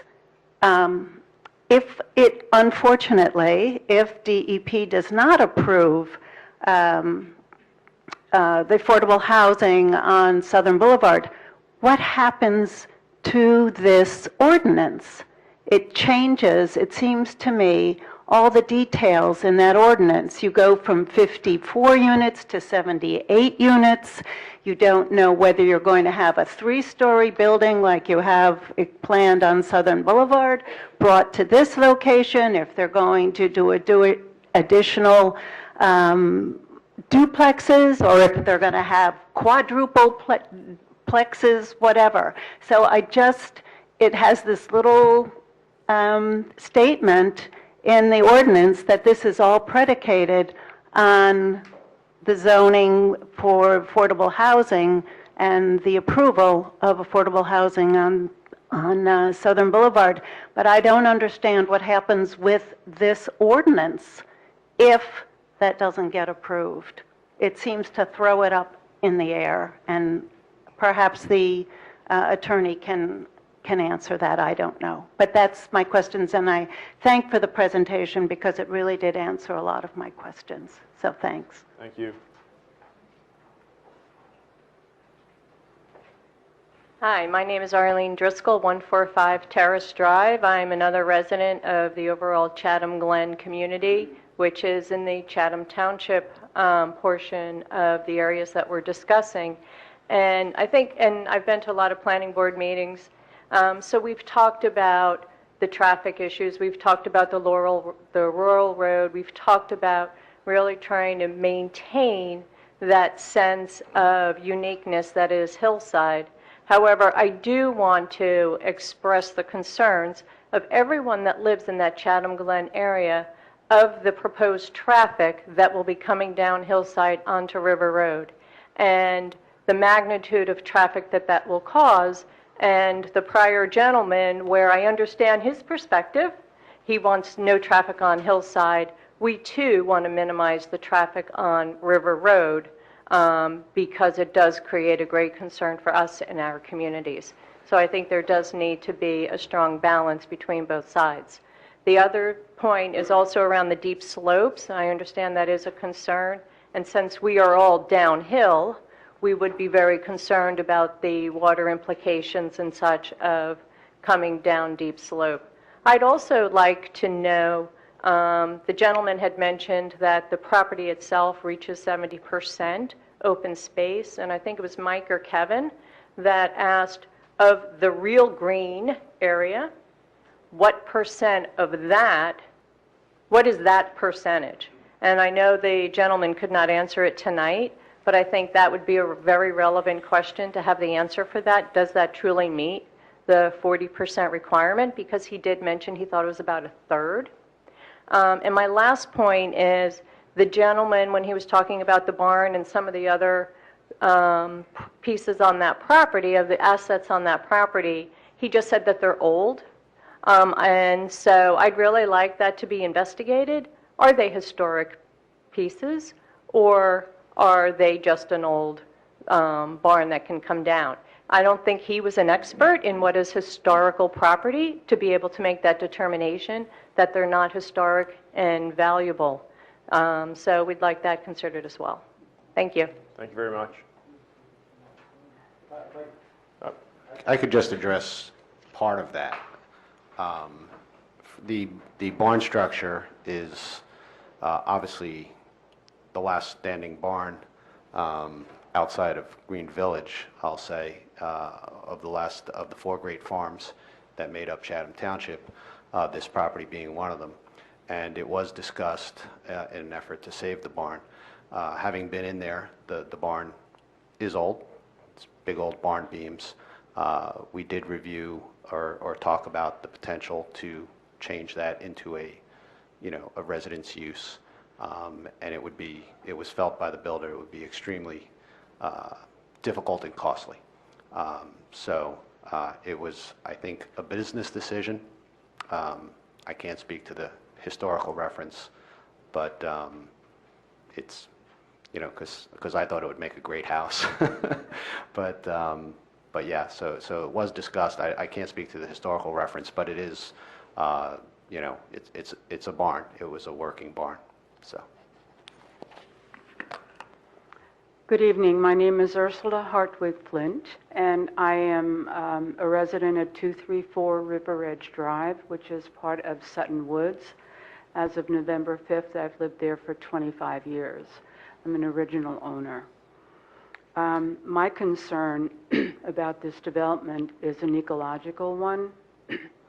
There is a pond, a natural pond. There's a lot of underground water, as you probably know, in that area. There's a natural pond up on that property by Dixieland. There is a pond that comes straight down. If you draw a line straight down that hill, there's a pond on Heritage Green in that development, and then right straight down in that line, there's another pond down by Sutton Woods in our development. And then I would assume that water then drains into the river. What I want to make sure is that, somehow that the building of this development does not disturb that underground water and dry up those ponds. And from another ecological standpoint, when you start to take down all those trees, or many of those trees that are up there, what is, as was mentioned before, what is that going to do to the drainage? We are at the bottom of that hill. What's that going to do in terms of drainage water? Thank you very much. Thank you. Good evening. My name is Michael Chidlovsky. I'm at 302 Hillside Avenue, second house to the last, basically at the border of the township. By the way, thank you very much for working and making the space that's currently on the other side of Hillside Avenue, Green Acres, a really nice walking trail. Me and my 3-year-old and 18-month-old, we go up and down that trail. It's beautiful. That road is nice right now as well. So our concerns are, as many people here in the borough have echoed before and probably will in subsequent meetings, is obviously traffic and preserving the look and feel and the nature of that street and that neighborhood, and of course property values. So one concept that was brought up at some point, I forget who brought up the idea of making Hillside Avenue a cul-de-sac at Woods Lane. Basically, I wanted to make that known here again. I'm not sure if you heard of the concept. That could potentially alleviate a lot of concerns that we have with all entrances being on Hillside, because now we're talking about more cars up and down that street. Making a cul-de-sac raises possibly property values, or at least it will balance things out when there's a large development now that shows up next to my house. So I wanted to make that known. That cul-de-sac could be done in such a way that first responders could still get through if there's a kind of a closed off way to still go through that. So I wanted to make that, raise that here again and for consideration. Another thing about $1.2 to $1.5 million, there's probably, 3 or 4 houses within quarter mile of where I am in that area, about 1.2, 1.3 that are still on the market. They have not moved. They're on large plots. They're very luxurious homes. They have better kitchens than some of the pictures we've seen. So the concept of 1.2 to 1.5, although that could be a target segment, and they could be telling us that what we want to hear is that this is the kind of community we're hoping to build, next thing you know, all the families from Hoboken come in and they come to the school system. That's why we're here as well. So I wanted to make sure that while you guys are reviewing the zoning, take a look at that and potentially, if we are talking about targeting that community, put age restrictions. Is it maybe a 50-plus community, or make certain things like no basketball hoops, no playgrounds, et cetera, specific, so that it kind of makes that a little bit more restricted. Thank you so much. Great, thank you.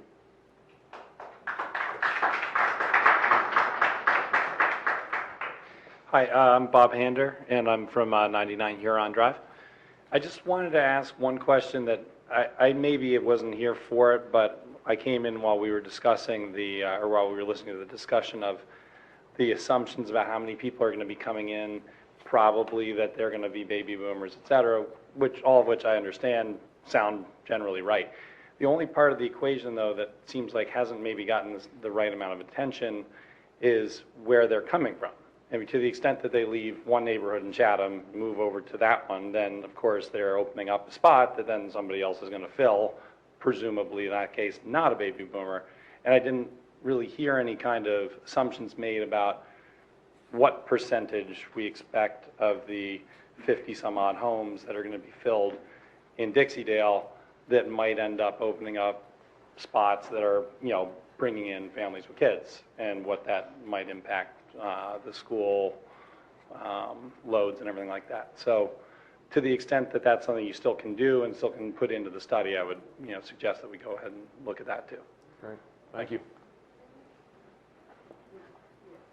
Hi, my name is Sue Ligertwood, and I live on Heritage Drive. I live in Heritage Green. I, too, was a resident at the Averett Estate. I was a renter for 8 years, so I know the property very well. So if you have any questions, Sam shared a lot with me, even though he was a very private individual. So I just wanted to share with you that his family came to this area shortly after the Civil War. And the original carriage house or barn that you're referring to was originally a dairy farm. And within that barn, I would ask, there's a cornerstone above the laundry room, and it has 1866 or something. I think it has a date on it. And there's also stalls within part of the barn. And I would ask that the township, when they do decide to tear it down, that they do take certain artifacts from the property and give it to the Historical Society to preserve the history there, because it definitely is a historical to the town. Second of all, some of my questions may refer to the site map that they showed, and I had questions about the dark green areas indicated. The dark green areas gave you the impression that those were all trees. On the very sloped area, those trees are mostly for the Christmas trees. So my question would be, would those remain there, or are they going to plant other trees other than that for wooded areas? And then my other question was about what did the green ellipse areas on the site map indicate? They never talked about that. So, and what were their plans for that on the concept? Then I had a question regarding who provides the engineering, traffic, and water survey. Is it the town or is it the developer? Because it was confusing, because the developer sounded like they were going to do their own survey, but then the attorney said that it implied that it would probably be the planning board's responsibility to provide that. So I'd like that to be clarified if possible. Again, the road on Hillside Avenue is very narrow currently, with 2 cars going by.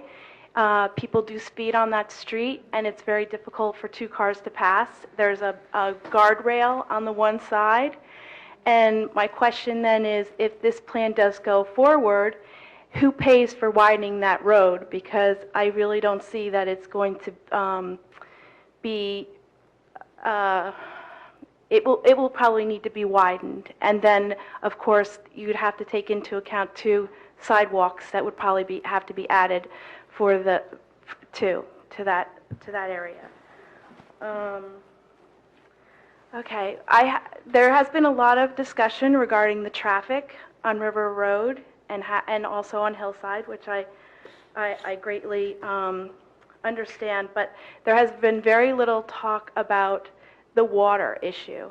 And having lived on the property, I know for a fact that the open space area where the two tenant housing used to be that was torn down by the township, the water would run off of Fairmont Avenue and run into the kitchen of that shack and flood the first floor on a repeatedly.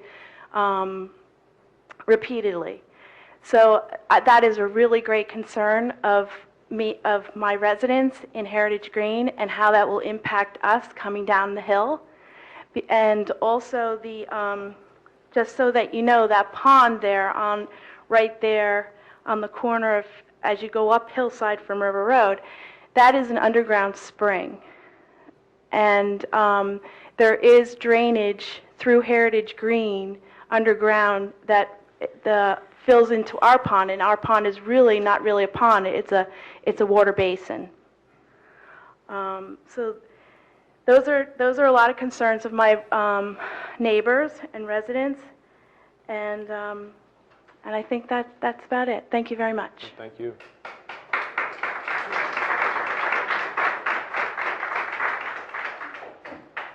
Good evening, Laura Jones, 177 Hillside Avenue.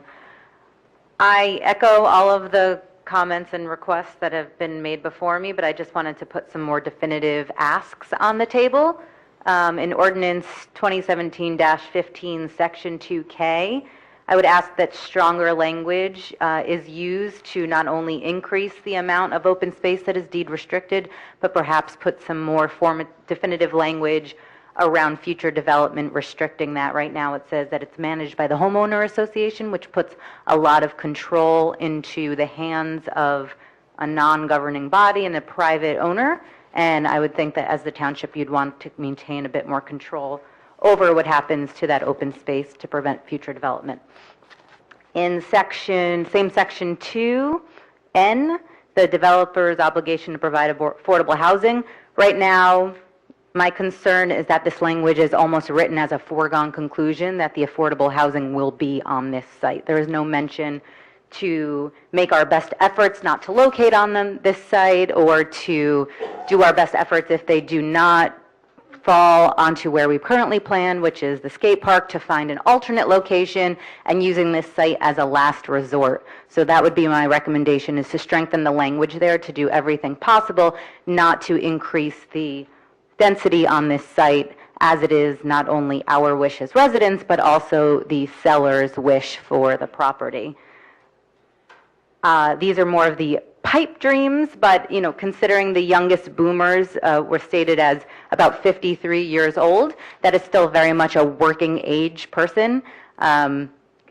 Retirement age is going up, and those people are still going to be leaving the property, regardless of the age of their kids, probably to go to work.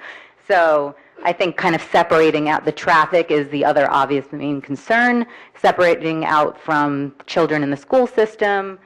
People at 53 years old are probably still leaving the house during normal business hours and coming back during high traffic times. So just kind of keeping that in mind.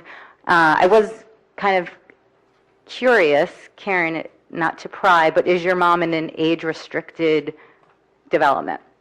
My kind of call out on that too is having grandparents that age into age-restrictive developments have provided a lot of social infrastructure, and it's a very community-like feel, and that is also something I think that's from a marketing standpoint very desirable to people that want to age in places to be surrounded by like-minded people, like I guess life-staged people. If you don't mind my chiming in, Yes. I'm perfectly happy to share my experience. Yeah. My mom lives in a place on Woodland Avenue just past St. Hubert's, Giralda, on the way to Morris Township. It's called the Moore Estates. And over the last couple of years, I've had friends move in there who are my age, and I am 57. So now you're looking at my mom, who's in her 80s. Her neighbors are in their 60s, 70s, 80s. no children in the entire place, except for maybe, you know, one 20-something child who hasn't gone out on her own. Not one. The folks that I know my age are wondering what brought them there, because they feel like they are the youngest people in the place. And these are very lovely high-end, not as high-end as these. But I think when you look at the demographic of where my mom is, it really is for those older people who have sold the big house. And that's what my mom did. She sold the big house we grew up in. Everybody, many, many, many people in that area are the ones who sold the big house. They just didn't want the lawn maintenance. They really didn't want to worry about shoveling their driveway, etc. And I see it happen in places. So I really don't think it's, I don't think they're telling us just what we want to hear because we want to hear it. I believe that's actually their demographic. I don't disagree with you, but I would like to, it would be nice if we are all so confident that this is going to be what it's going to be, if an age restriction would just be placed upon it. It just seems like no one wants to put their money where their mouth is on that. Again, I don't know if that's something that goes in this ordinance, but... If you age restrict it, you know, I still have a person living at home. Absolutely, but they're not in the Chatham school system. That's all I care about. But I don't care about the... People are waiting longer and longer to have children, so I don't want to have too much back and forth with you, but there are people who are 55 with school-age kids now. So even if you said 50 and over, 55 and over, you're talking... Right, yes. An age restriction's not going to... If people are going to pull their kids out of school to move to age in place and do it all at once, then I agree. I'm just throwing it out there. I believe that are all my comments. I just also want to echo the points of Mr. Sullivan and Mr. Kelly, that can we really explore alternate ingresses and egresses to this property. Let's just split the load and be good neighbors. Let's not put all of the burden on the Hillside Avenue. Let's not put all of the burden on the River Road. Let's just do what's right for the property and just split the difference. People are going one way and they want to get stuck at that light on Hillside, more power to you. If people want to go up Southern Boulevard, people are going to go where they're going to go, so let's just make it easier for them to get where they want to go. And then finally, I also want to just support that and back that up with a letter. I won't read the whole thing, but was written by Leonard Resto, who is a councilman on the borough, to Kurt Ritter, CCing myself and Anna Marie Strand and the honorable members of the Township Committee, to just report that numerous residents on Hillside Avenue in the borough have contacted the borough of Chatham and him specifically with regard to the development proposed for Dixie-Dale Farm property. They are concerned, as am I, as the impact traffic would have on their neighborhood. I urge you and the developer to strongly consider amending the plan to accommodate the valid concerns of our borough residents along Hillside Avenue. So just wanted to read that and formally introduce that into the record, that we have engaged the borough council as well, and we are very open and willing to have constructive discussions and be good neighbors with you, and we wish that you do the same, and we appreciate the efforts you've taken so far. So thank you very much. Thank you. Did you happen to attend the meeting last week with Mr. Hoffman and the Mayor Harris? Yes. Yes, okay. Yes. So thank you. Good evening, everybody. I'd like to clarify something before I make a statement. I have recused myself from any discussion on the planning board, where I've been a member for a number of years, because of property in another location which might be impacted one way or another by the affordable housing. So having said that, I want to speak as a private citizen, which I've been told I have the right to do. And who are you? I'm speaking as a private citizen. And who is that? Bailey Brower, Jr. of Driftway, 17 Driftway. It's very fascinating, a little bit of history for you people. My great-grandfather sat in Kurt Ritter's chair, not here, when Mr. Averett came into the township in around 1912, 13, and bought a property from a farmer that was referred to as owning the barn. Averett engaged an architect who has done work for did work for the Washington's home in Virginia. And this, if we could look at this mansion, this estate house, this is a gem. There are very few communities that have a house of this nature, and whatever we can do to maintain it or keep it is absolutely a treasure for the township. Now, having said that, the Averett, the heirs of the Averett have their concept to have this property not heavily developed and to retain the estate home is absolutely a personal sacrifice to them, because if this property developed into 300 or 400 apartments or housing of this nature that could, as you heard earlier, produce children for the school system, this would be a major impact not only on the area down by the River Road, the pretty condominiums that are down there, but the township in its entirety. So when Mr. Averett, Sam Averett and I, again, the family goes back so long, the grandmother's grandmother and great aunts were friends of the Averetts. I'm a fellow alumnus with Sam, knew him very well, been guest in his home a number of times, and I knew he had a love for this property and the area that is part of his farm and historical significance. I mean, 1910, 107 years, right? There's a history going here.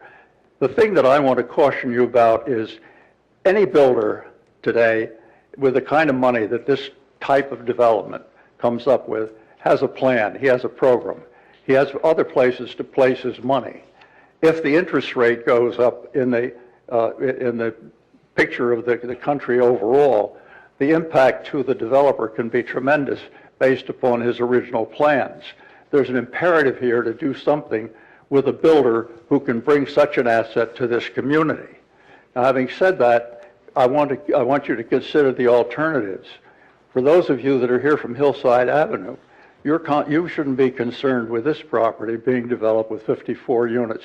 What you should be worried about big time is the 350 to 700 low-income housing that Chatham has put on your border. And no one said a word about that. That's your worry. If that's developed for the proper, it's zoned for that, and Chatham has parked that on the side of Chatham Township, it is a menace. I speak as a resident and a property owner and a taxpayer, that scares the bejesus out of me. Now, get on to the development. Again, you're going to have every chance in the world to come before the planning board and talk about your concerns and what has to be. The property will be explored in great detail, and I can give you a personal assurance, having sat with the type of quality people on these boards, that your interests are going to be followed. There's no exchange of money between hands of officials. There's no greasing of anything here. Everyone is working for the benefit of the community and its citizens. From what I've seen and the development that I've seen in the town, this is one of the last 2 or 3 properties remaining of this size. This is crucial to the quality and the continuation of what we love and appreciate in our town, the Chathams. And I'll incorporate the Chathams because anything that happens within the communities affects us both. This is an imperative. I can't tell you how important it is and how we don't want to get bogged down in minutia and small details. We have a competent engineering firm. I've seen him work, and believe me, he works in the interest of the town. You heard what the planner had to say about the quality of this particular development. He's seen very few like it. We are blessed that we had a family that wanted to maintain this tradition, wanted to maintain this concept, wanted to continue our town, and the type of government that you have that'll see that it's done right. I urge you to come positively to these meetings, add your constructive comments, and consider the issues that concern you. And I think you'll find it worked out. It's not a question of this property being developed. It's a question of when it's going to be developed, how it's going to develop, and the type of quality that you'll find in a development. And I think you've got all of these things going for you. And I could not be more thrilled to have sat with the Averetts and been a part of having this thing progress and known this wonderful family that has this tradition for us. So on that basis, I hope I've made some kind of addition to the conversation tonight. Thank you.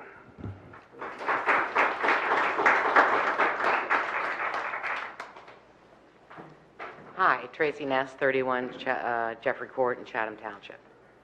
I'm interested about this natural spring that's on the property. Has there been an LOI done by the DEP on the impact of the property and what the buffers are on that property?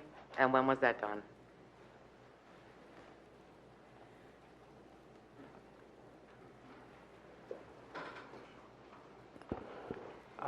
That is a planning board detail.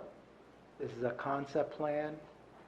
That is an issue that is properly raised by the planning board, and if a letter of interpretation is needed to determine the boundaries of where a construction can occur, that is part of the normal planning board process.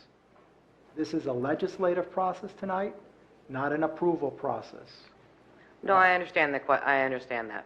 But given that this deal But you was want an struck... answer to a question that cannot be answered because that is not the issue before this body.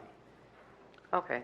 Given that this deal was struck almost 3 years ago, and the planning board has had this before them, I guess the developer said about 1.5 years, was there any discussion at the planning board that any of the committee members are aware of that is brought to their attention about the natural spring, or that the planning board has discussed needed to investigate this spring, whether there are buffers associated with it, since we're now going on almost 3 years?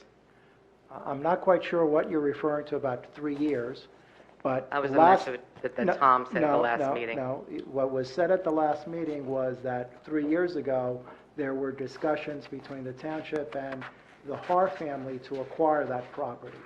Subsequent to that, they've gone in a different direction, contracted with this developer, and this developer approached the township to rezone that property.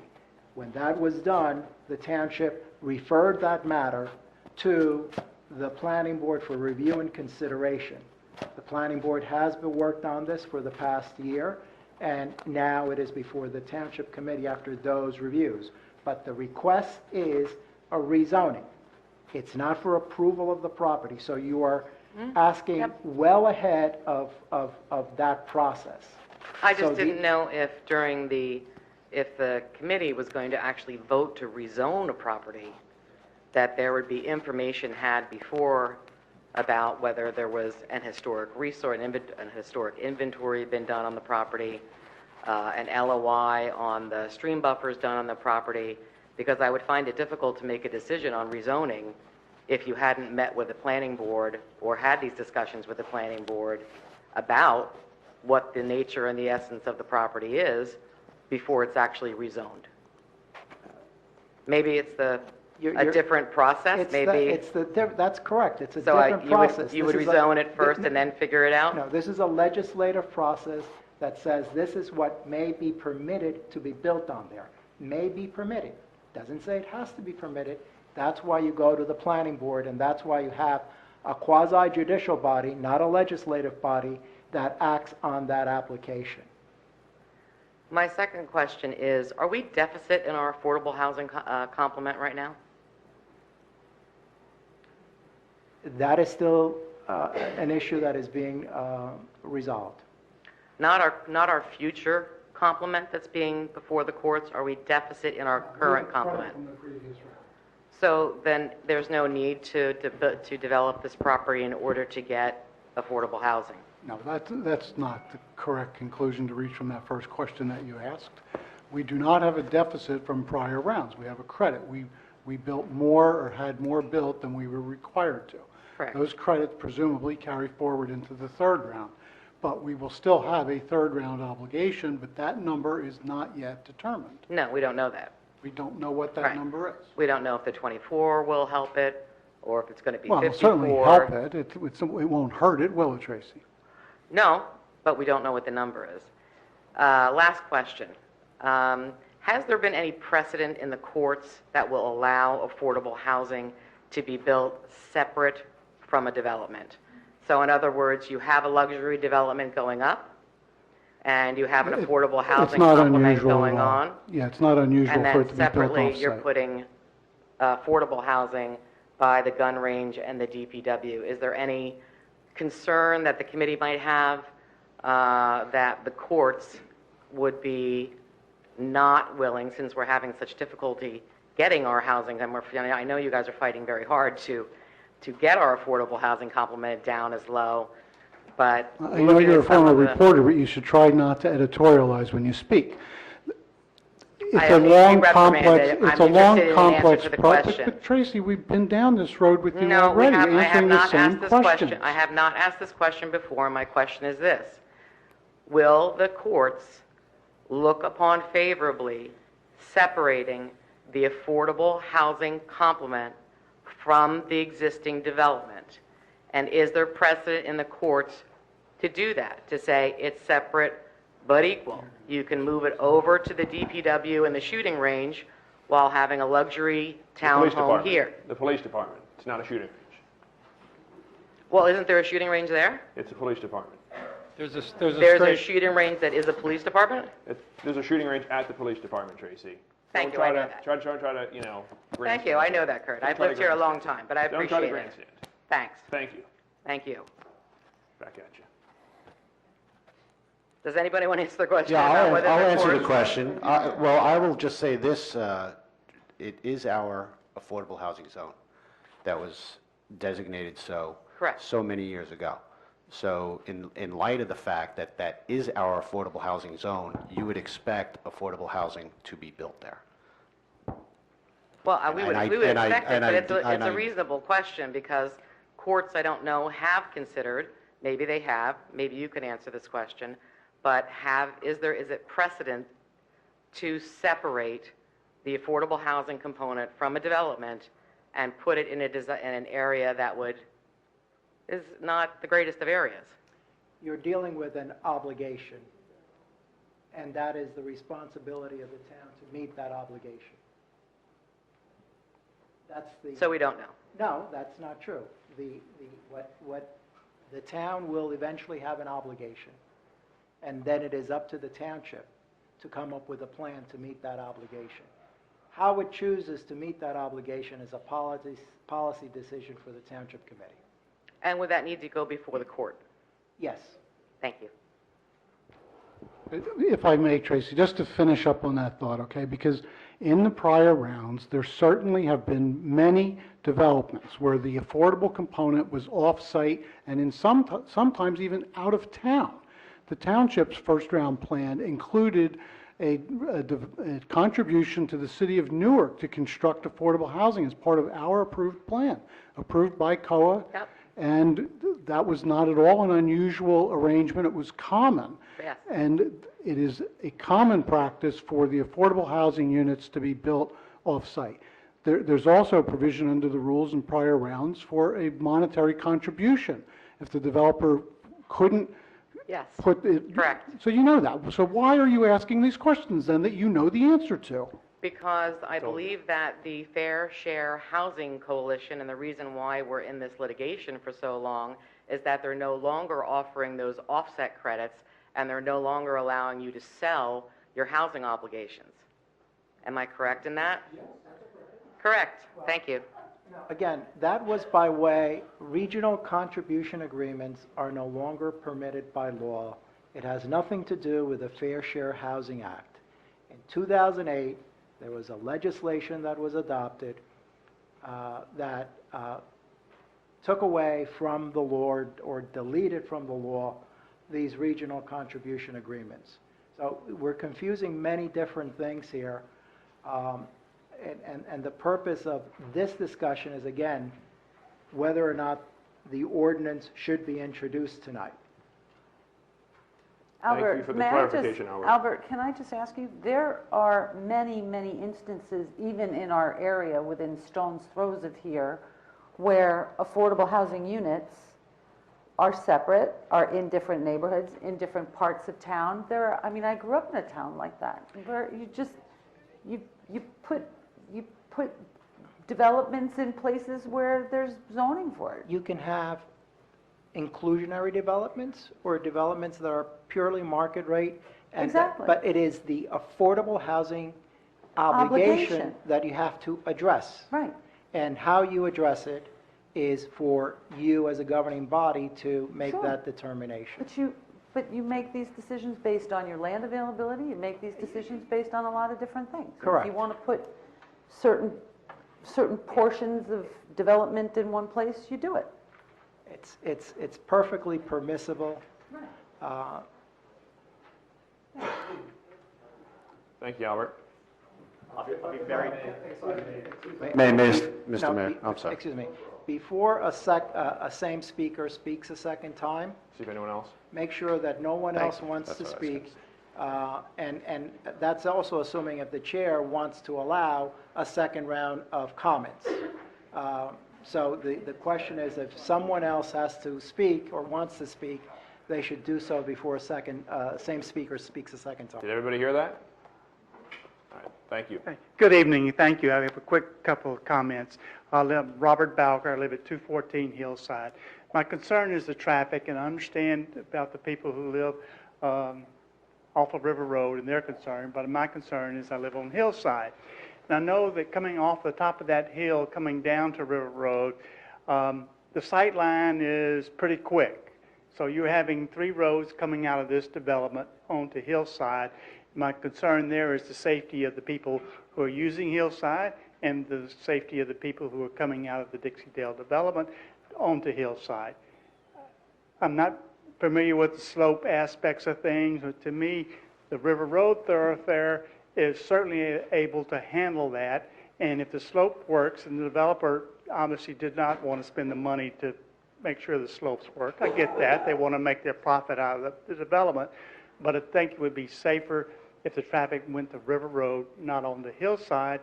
Possibly a red light there would help alleviate some of the safety concerns of people getting in and out of that development. My second concern is a little bit about the development goes through. They have 54 units now. Could they develop additional 30 units into the property as well? That wasn't mentioned tonight. And obviously, if they own the property, they probably could come back to you and say, hey, this thing's been successful. We want an additional 30 units. Those are my 2 main concerns. I appreciate the gentleman giving the historical perspective on the property. I never met Mr. Averett, and I'm sorry that the time has passed, but what a beautiful piece of property and an asset to the community. Thank you. If I may, I think I can answer the second part of your question. The property, the undeveloped portion is going to be deed restricted against any future development, and the bulk requirements limit building coverage to 15% of the site and impervious coverage, which includes roadways, sidewalks, et cetera, to 30%. So that's the limit of the development that can take place. And so I don't think that after 54 units are built, there's going to be the ability to add 30 more in the future, even if the zoning allowed that.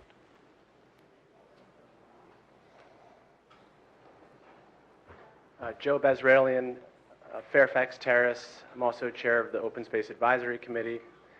So, and I just want to say that this community and this committee and past committees and this administration cherishes its open space. We can see that in the history of our township.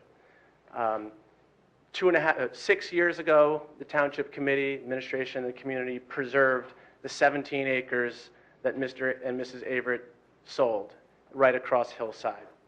2.5 years ago, this community, this Township Committee, preserved the 130 plus acres of Giralda Farms, an extraordinary achievement, Herculean task.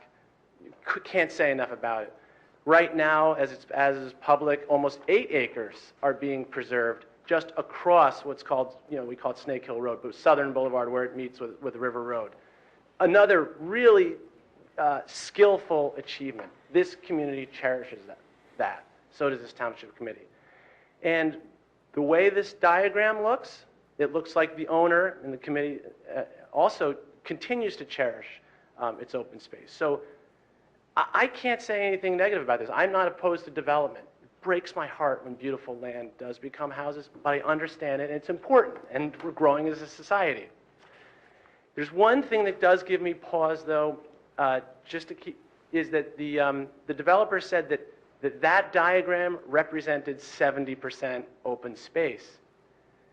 Well, if that's the case, then that diagram represented 30% development, which means that they could come back to the planning board and show all those units spread out over double the area that is shown on that diagram. I mean, in theory, they could, and still leave 40% open space. I don't think the planning board would want to do that. I don't think anyone on this committee would want that. And from the sound of it, I do not think that the owners of the property, Mrs. and Mrs. Har, would want that. I don't think that's what anyone envisions. So I'm wondering, is it worth it just to make the planning board's life a little easier?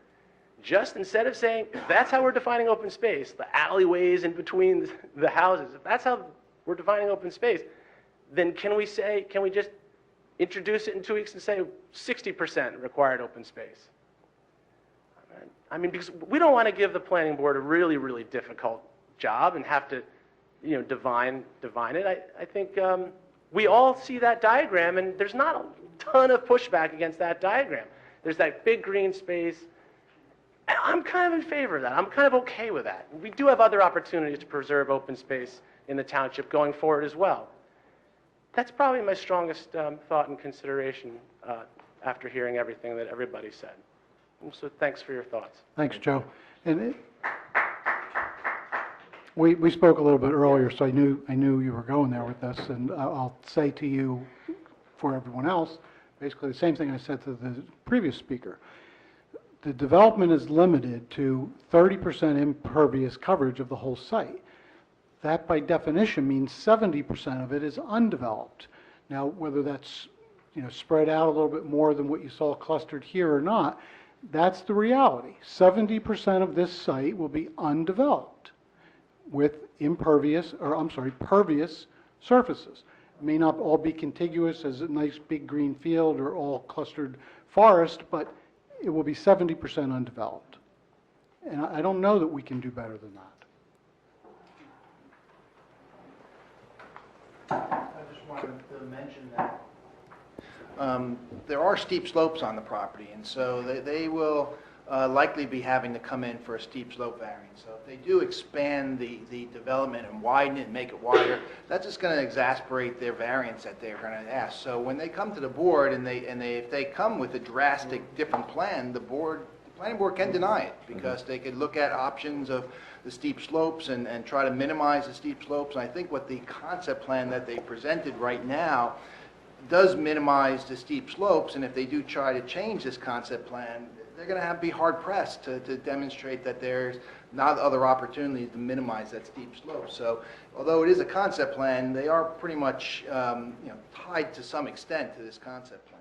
So to answer, sort of to speak to Joe, if they start spreading out the actual buildable area, whether it's impervious or not, okay, great, so now you've put 30 feet between each duplex instead of 15 feet between each duplex.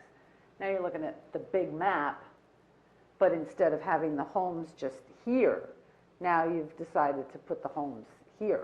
And now you're creeping out into that big green area that we look at as just trees. So now instead of having your homes here, now you're having your homes here, although you haven't changed the impervious versus pervious nature of the thing. But you've moved the homes further apart. Now, if that happens, would you be getting into the steep slopes? Yeah, And then that becomes even more difficult and less my likely. point is that there's more consideration here than just the impervious, just the dedicated open spaces, that there's also steep slope on the property, which prohibits them from just, making this widespread and making it much wider than what it is. So it's in the interest of a more efficient use of the land to keep them closer together. Correct. And then from a planning perspective, they're demonstrating that this plan is a feasible plan. If they turn around and do something quite different, then how can they demonstrate and justify the variance of disturbing more steep slopes when there is a viable option to minimize them? May I follow up as part of the same comment? So, and I hear and I understand, and I trust this, this governing body and the planning board to result in something that looks like that. I don't know the developer, so yes, they could sprawl it out. But I don't trust people coming 10 years later, a whole different boards, whole different committees. If they've just got this 40% open space and we're counting everything, then they could still, build in between the units, they could still sprawl across, and 30% impervious surface is still 9 acres of impervious. So it could look like very differently from that diagram over time. And I think that when we're doing a rezoning, it's meant to stand the test of time. It's not just meant to get us through this developer and this development and the next homeowner association. It's meant to really stand. So we don't have to go through this process in 10 years' time. Again, so I really think that we can work out the numbers that if we raise the open space aspect of it, the developer will still be happy because they're getting what they're showing us, so they should be happy. And we'll get peace of mind that we won't have to go through this again, that the community will get what we think we're getting, and that no one on the committee or open space or administration has to explain, well, it didn't quite work out that way, and we're sorry, we thought it would, and anyway, so, thanks again. Thanks, Joe. Frank, kind of building on Joe's question there, wording it in words that resonate with me is that he's saying that there's a vagueness right now about how we define open space, it seems to me. The developer was very upfront about they're viewing open space as including the grassed area between units. And they're saying that adds up to 70% as a plus. But could that come back to bite us at the end if we have a zoning ordinance requirement for 40%, and they then, or a future developer comes back in to say, okay, now we are really going to count that grassed area between the buildings, and that frees up all this acreage out here by the periphery that can now be developed. And how do we protect ourselves the best on that?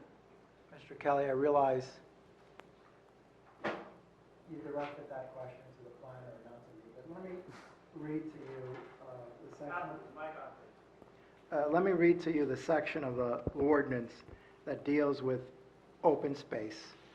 And it specifically says, there shall be provided a minimum of 40% of the entire tract for common open space, which shall be deed restricted against future development and managed by the homeowners association. Said open space shall not contain any impervious surfaces, detention facilities, and other structural or infrastructure improvements. That's one part of the ordinance, and you've got to read that part of the ordinance with the other sections that have already been referred to regarding impervious surface and coverage. And you've got to read that also with respect to the building setbacks and the distance between buildings. The managed by the homeowners association does not mean that the homeowners association or the developer can do anything they want in that area. What it does, it's, as the first part of that clause says, it's deed restricted against future development. So it's a restriction. Neither a developer, a property owner, or a homeowners association can build on that in the future, but it's managed, the burden of maintaining that as open space is not on the township, but is on the homeowners association. So what you have there is a balance between keeping open space, having it maintained and managed by an association, and the deed restriction will be memorialized in a document which will be required by the planning board, which sets forth many provisions of how that open space is to be managed.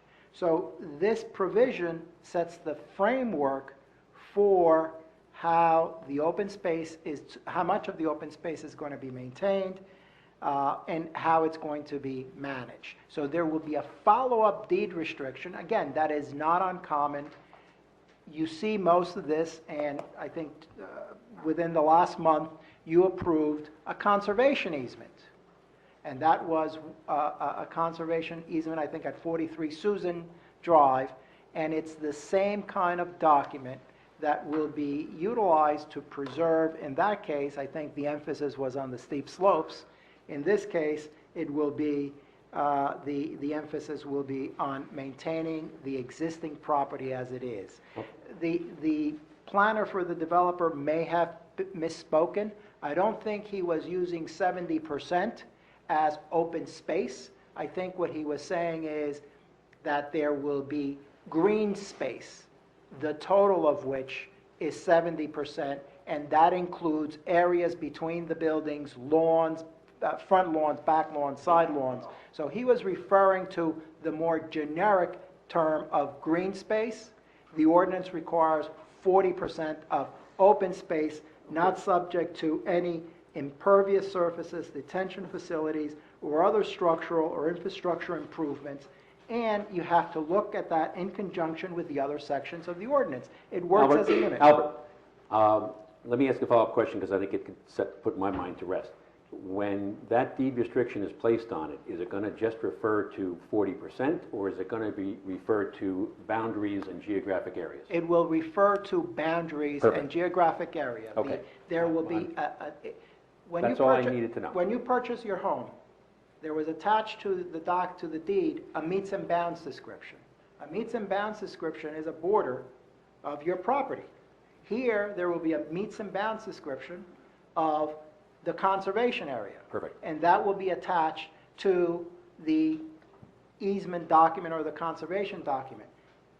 Your township engineer, and in this case, acting as the township planner, will review that deed restriction, will compare that deed restriction with the map, and it fits together. Okay. So it's again, the ordinance sets the framework, the planning board implements, and a deed restriction is not unusual. And as I said, you do that in the normal course. It's a condition of approval, and Mr. Rushke has input on what that land looks like. And I know I'm rattling on more than I want to or usually do, but John, I think, wants to say something. Yeah, and usually what's deed restricted is a large, uniform area that is not immediately adjacent to the buildings. Because adjacent to the buildings, a person may want to add a generator, or they may want to expand a patio or do something minor to a building, and then if it's deed restricted, they can't do anything else. Because even in Valley Estates, there's occasionally someone wants to put a generator in or expand the patio or do something minor. So that's just being very impractical of restricting every square foot of open space.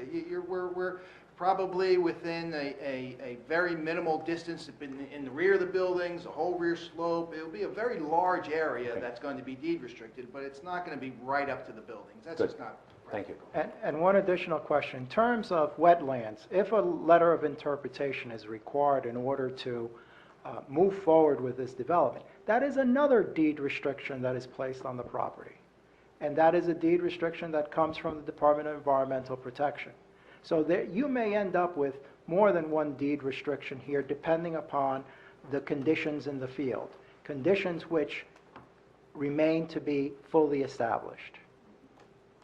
Is that correct, Mr. Yes, Rusher? as part of our primary checklist, they are required to get an LOI, and they will. I know that they have investigated the wetlands. They did some preliminary delineations. They've assumed 50-foot buffers, and they've assumed riparian buffers, and so they have taken this into consideration with their concept plan. They just didn't get the formal LOI to substantiate. But they have done they have hired an environmentalist and someone that did basically do the legwork to request an LOI.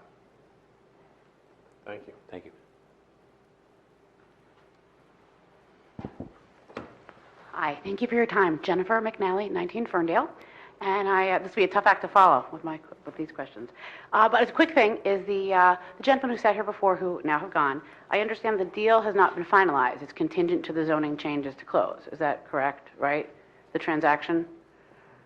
I have not seen the contract. Mm-hmm. I do not know what the contract says. Okay. But that is not an unusual provision. Okay, which I think is interesting. Okay, yeah. It's not an unusual provision. Right, so it's still been, because it follows my question then. So I did some research on the Chatham Township website about the whole Geraldo Farms issue. And I know we partnered with Morris County, right, to work on the Geraldo Farms purchase. Would there be an option for us here to partner with them again for something like this? Like to replicate what we've done in the past? Would that be something like, since this is contingent to closing, or we don't know the exact, if this transaction has actually occurred, would that be an option for us to pursue as a township?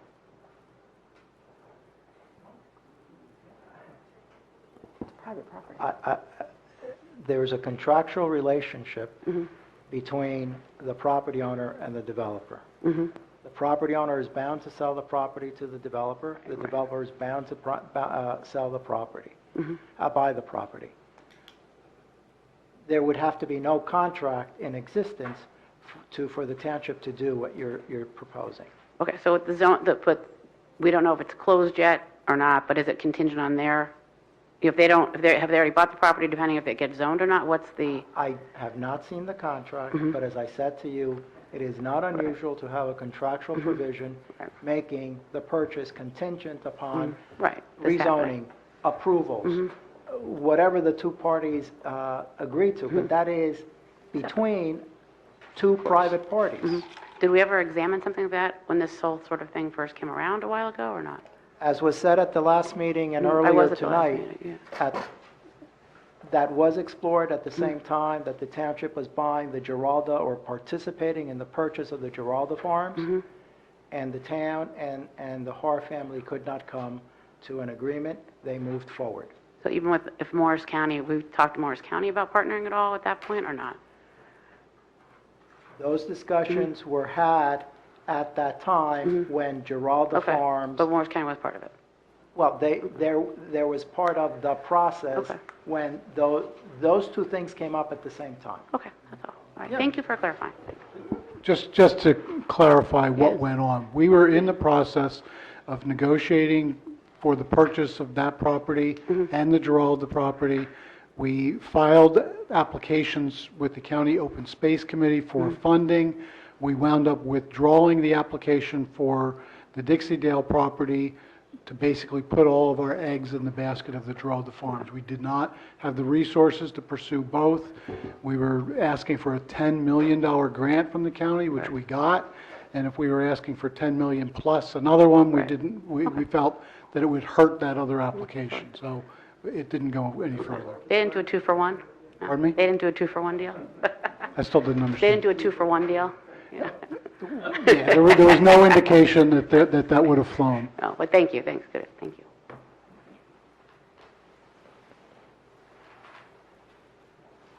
Come on up. Really quick, I promise.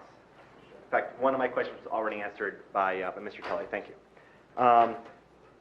First, just a general comment. I did notice a few technical errors in the document. I don't know if that matters or not in terms of the process, but just for example, section 13B2 refers to 13K. It means to refer to 13L. No idea how much that matters. But just as a point to you guys, there are a few reference errors in the document. Hold on a second. Sure.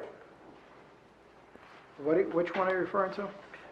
Section 13B2 that talks about the contingencies allowing the low-income housing basically says it's going to be 54 units unless as specified by section 13K. I believe it means to say 13L because 13K is about hedges and 13L is about low-income housing or affordable housing.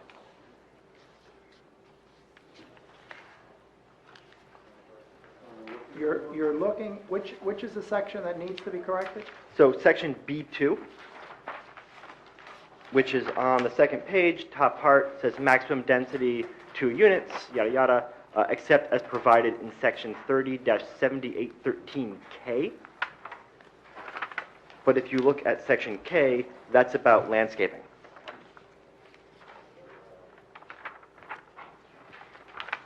I believe it means to actually refer to section N1, which is about affordable housing. So probably while it was being edited, I guess, paragraphs were added. I did not do a complete reading. It's possible others exist as well. If you would share your notes with us before it gets published, we can make sure that all the corrections are made. No, we're going to make that correction tonight. Okay. And then Thank you just for that. 2 other super quick points. On the skate park zoning, I noticed that there's not any zoning proposal for the skate park. Is that already zoned for affordable housing, so it's not required, or is that going to be put in later? The skate park is already part of an affordable housing zone. It already has zoning on it. Perfect. It has Okay. also been declared an area in need of redevelopment. So Okay. a new ordinance called a redevelopment plan will be considered at some time in the future that will act as the new ordinance for that skate park. And that's not being considered at the same time as this ordinance, even though they kind of go hand in hand, same developer, same Right, idea. it's not part of tonight's discussion. It's not part of tonight's discussion. Okay. So I guess back to my earlier comment, since they do go hand in hand, might make sense to have them in together. The last point, another resident mentioned this about cutting Hillside Avenue. That was a serious idea that the mayor of Chatham Borough discussed with some residents that were concerned. I think it's a reasonable solution if there's going to be a lot more traffic generated and this developer is unable to move the entrances to River Road. It could be a solution where there is like a 50-foot stretch of road that doesn't have any driveways on it or turnoffs or residences right now. It's a pretty natural piece of land. If you had to cut Hillside, that's where you do it, right on the town border. Thank So you. I'd recommend reaching out to the mayor of the borough. Yeah, it's been done.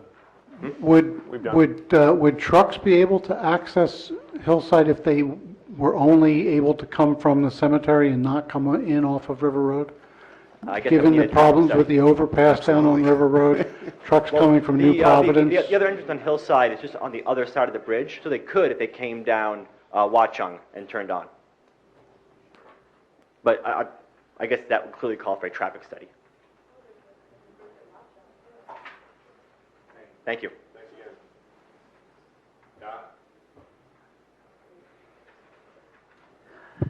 Dot Stillinger, Environmental Commission. This doesn't speak to this, but it does speak to an issue that you mentioned about the conservation easement that was recently accepted by the town.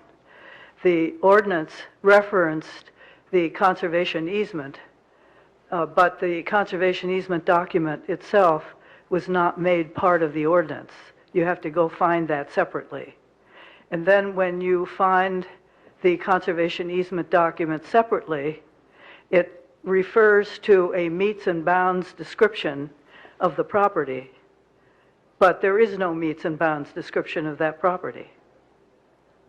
So I suggest that when a document refers to something else, which refers to something else, those something else's should at least exist, but ideally be made part of the ordinance and be included in the printed ordinance. There should be a meets and bounds description for that Block 20, Lot 15 property on Susan Drive. I will double check the easement document. If it doesn't have a meets and bounds description to it, it will be re-recorded with that description. You are correct, it should have That's a meets correct, and it bounds should. description. The ordinance does not have to incorporate the document, the easement by reference or have it attached. All it needs to do is accept it. But that is a good point. That document just came back recorded now. I will double check to make sure it's got a meets and bounds description. If it doesn't, it will be re-recorded. When the ordinance that the Township Committee passed accepting that conservation easement gets codified, you're saying that the conservation easement document that is referred to by the ordinance does not have to become an essential part of the ordinance? That type of ordinance is not codified. Not all ordinances are codified. Okay. So the reference is to accepting a conservation easement on a particular property. Okay. It doesn't become part of the organic law of the municipality. It is a standalone ordinance. Another example is, for example, a bond ordinance. Bond ordinance is not codified. Okay. What's codified is regulatory ordinances, land use ordinances, or other types of regulations of the municipality. Okay. And just to follow up, that conservation easement, there's a requirement that it be monumented. That is something that the township engineer follows up on. Yeah, I know. Thank you. Thank you, Dot. Anyone else like to come forward?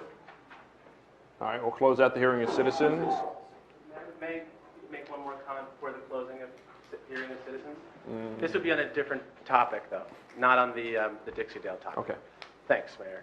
The ordinance 2017-20, watershed protection ordinance, I think should be mentioned. It's a really big deal. I mean, for tens of thousands of years, since the Wisconsin Glacier was on top of Chatham Township, we've been part of preserving the clean water for our region. We continued that when the Great Swamp was set up as a national wildlife refuge 60 years ago. We continue that with the open space we preserve, with the ordinances that are in place, with the care that people in the community and in this room put in. From my first reading of it, this watershed protection ordinance will be a really major part of protecting our water supply and protecting our safety as time goes on.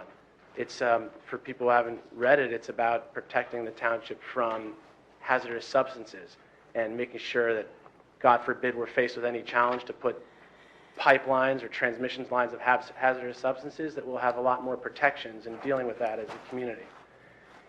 If you would, and a lot of work has gone into this ordinance, which might be introduced tonight, I think, in the next section, would someone just spend a moment explaining whether I have my interpretation right, and also tacking onto that, is there any anticipation of having any sort of transmission pipeline going through the Passaic watershed part of the town? I can't imagine that there would. It would boggle the mind, but since the ordinance does seem to leave, proposed ordinance does seem to leave a little bit of wiggle room there, although with a lot of restrictions, I'm just curious as to how the engineer or someone saw that. Anyway, it's a long way of saying thank you. I think it's excellent. I think we're a leader in New Jersey, among the very leaders in New Jersey, if we go forward with an ordinance like this. I just think it merits a little bit of appreciation and maybe a tiny bit of explanation, even though I know it's late and not everybody came here to hear that. So, thanks. Thank you, Joe. John, do you want to comment on that? Sure.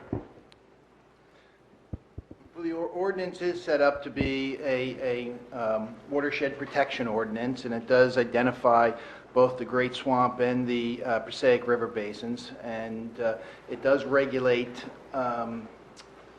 petroleum and hazardous substances differently in those two watersheds. In addition to managing petroleum and hazardous substances, it also identifies stormwater regulations in both different districts, and that frankly is not changing. Our Great Swamp Overlay District stormwater ordinance is just being relocated to this location, and then the intent is just to bring everything together under one article versus having it scattered throughout the ordinance book. So it is addressing stormwater, it is addressing the storage of hazardous substances. Basically, the ordinance is prohibiting underground and above ground storage tanks actually in both watersheds. There is exemptions. Existing service stations are exempt. Existing tanks are exempt. If you have an existing underground storage tank, it does not become illegal. Basically, the ordinance is when that tank is decommissioned, you're not permitted to put a new underground storage tank in. It has provisions of exempting above-ground residential tanks for on-site oil consumption, also for commercial. But what the ordinance does also address is the oil transmission pipeline concerned, and how do we regulate that.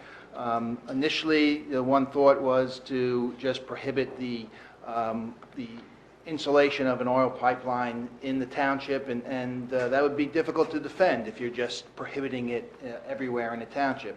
Another thought that was presented was to regulate it in a way of only permitting it in our commercial zones. And that is almost basically identifying as prohibiting in the township, because there is no continuity. It's just to adopt an ordinance of that fashion would just be prohibited. It would be difficult to defend because it's just another prohibition. But what this ordinance does identify is that it prohibits it in the Great Swamp watershed, but it does allow the installation of oil pipelines in the Passaic Basin. However, it permits it under very stringent requirements. Both on a technical standpoint and on an environmental standpoint, it would be extremely difficult to permit and to install, and that's the process, is that if we outright prohibit the installation, it would be difficult to defend in an ordinance, so we have adopted an ordinance that identifies it as being permitted, but the conditions are very intense at how that pipeline would be permitted. There's setbacks, minimum setbacks to habitable structures, so it has to be 100 feet from every dwelling. It does address on a technical basis, it has to be double wall piping. It has to also go into an environmental study that if in fact there is a discharge from the double wall pipe, that it has to be, the soil conditions have to be such that it cannot migrate within 48 hours to impact wetlands or impact flood hazard, and so it goes into very stringent regulations. So. And so that's the intent of the ordinance is that to develop an ordinance that would basically be defendable. And we can certainly defend the intense and technical requirements that we're imposing because we do have environmental concerns associated with the Passaic. There are wetlands, there are flood hazard areas. There's also potable water intakes further downstream of the Passaic. And that makes the ordinance very defendable from a scientific standpoint of providing those environmental protections. And so that's the basis of the ordinance. Thank you, John. Anyone else like to come forward for the hearing of citizens? All right, we'll close out the hearing of citizens and move on to the next items on our agenda, which is introduction of several ordinances this evening. We've got 6 ordinances on the docket.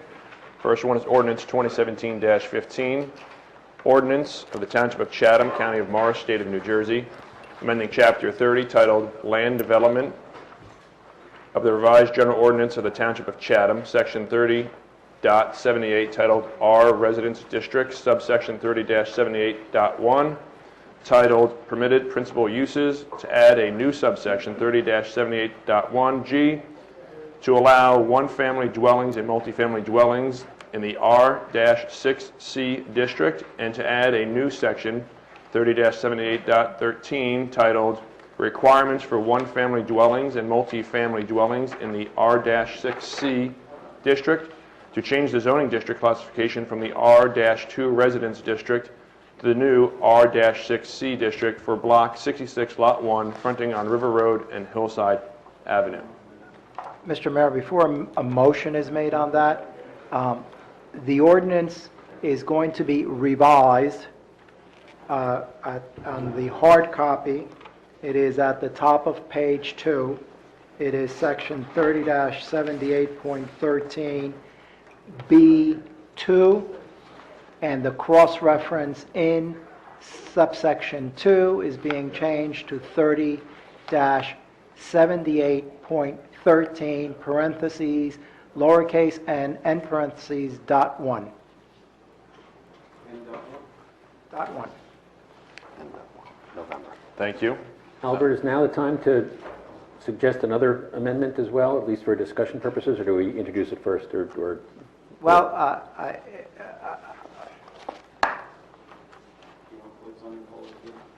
why don't you, that was a technical correction, so I thought it'd be appropriate to be made before you started the discussion, but I think you should follow the normal routine, which is a motion to introduce, a second, and then a discussion, and then as a result of, if there's, of that discussion, if there's further amendments that can be suggested, then we can take them up at that point. All right, thank you. Is there a motion to approve? So moved. Is there a second? Second. Discussion. Mike? Listening to the comments tonight, one thing that strikes me is that in that section N, which is the affordable housing, we're providing, in a sense, a Plan A and a Plan B. Plan A is the developer, let's word it, developer shall be required to enter into an agreement with the Township Committee to construct at least 24 low and moderate income rental housing units on the site or tract being developed or at another location in the township. And then it continues, if the required number of affordable units are to be constructed at another location, the maximum number of market rate units on this site will be 54. If it has to be built on this on this site, it goes up to 78. Would it make sense? Still 54 marked, 24 40. Correct. Would it make sense, instead of having just option A and option B of off-site, on-site, that we have an option C that allows for the contractor to contribute an amount of money, and he may not even have to specify the amount of money, but just that he would pay for it, the affordable housing to be built, so that we would have extra flexibility. I don't know what other site, I don't want to specify any other site, but it just seems to me that if the skate park fell through, and then we were only left with the option of putting it on that site, we're down to one option. And would it make more sense to have it in there, amend it now before we introduce it, and codify the whole thing, just for flexibility's sake? What you're suggesting is a payment in lieu of. A payment in lieu of is handled by a separate and distinct ordinance that would have to comply with whatever the regulatory requirements are for that type of ordinance. At this point, while that suggestion seems a very elegant and simple suggestion, it really is, that option is provided in a separate and distinct ordinance if the township wanted to provide that as an option. Well, would he have to, if Mike's extra codicil, if you will, if that were to be installed into this, would it even have to talk about money or just give us an option geographically? No, what would happen is you'd do a separate ordinance that would then be read in conjunction with this for a payment in lieu of building the units. So in other words, Albert, the option is always on the table. If you The have option a is out there, it's available. If you have a second option, If you this have falls that as- apart, it could be an option. Well, you'd have to adopt an ordinance. Right, exactly, that but it's specifically always provides available for to that, us. And that is something that, I'd have to look at. I did not look at it in the No, I'm context saying of this that ordinance. we could go forward on this ordinance, and if, Still take into Until there's consideration Mike's Mike's if something were to happen, Yeah. we could always go back and say we would pass an ordinance to take a payment in lieu of that. Now, that would be a You'd have to do negotiation that with the sooner, builder. you'd have to do that sooner rather than later, but I don't think it has to be addressed in this ordinance, because if you go the route of a payment in lieu of ordinance, that ordinance is a built-in option. Sure. I think that answers the question, so, yeah. Anybody else, any discussion? And again, that ordinance would have to meet the current, whatever the regulatory standard is for those types of ordinances. Thank you, Albert. Are we ready to vote? We're ready. Mr. Solen? Yes. Mr. Kelly? Yes. Mr. Sullivan? Yes. Deputy Mayor Schwartz? Yes. Mayor Ritter? Yes. Public hearing on December 14th. December 14, mark your All right. calendars. All right, good clarification. All right, by introducing this ordinance, you are directing the clerk to forward this matter to the planning board for a referral for the consistency determination that was described earlier. Then you cannot act on this ordinance. Let's say, what date did you say the public hearing was? 14. December 14th. December 14th. If the planning board has not returned its recommendation by then or its finding by then, you cannot act on that ordinance until 30 days have passed from tonight. We could still have the public hearing, just not act? Yes, you can have the public hearing and not act. Can the planning board get this back to the township committee in that time? Yes, the planning board can utilize less than 35 days. November 20. November 20th. Great. All right, moving on. Which actually, December 14th is, I believe, 35 days from now, so... Does it exclude either today or the hearing date? When did you start counting the 35 days, today or tomorrow? Tomorrow. 1, Okay, 2, that's 3, fine. 4, 5, 6, 7, 14, 21, 28, Very good. 35. Thank you, Greg. Yeah. Good counting. Moving on, ordinance 2017-16.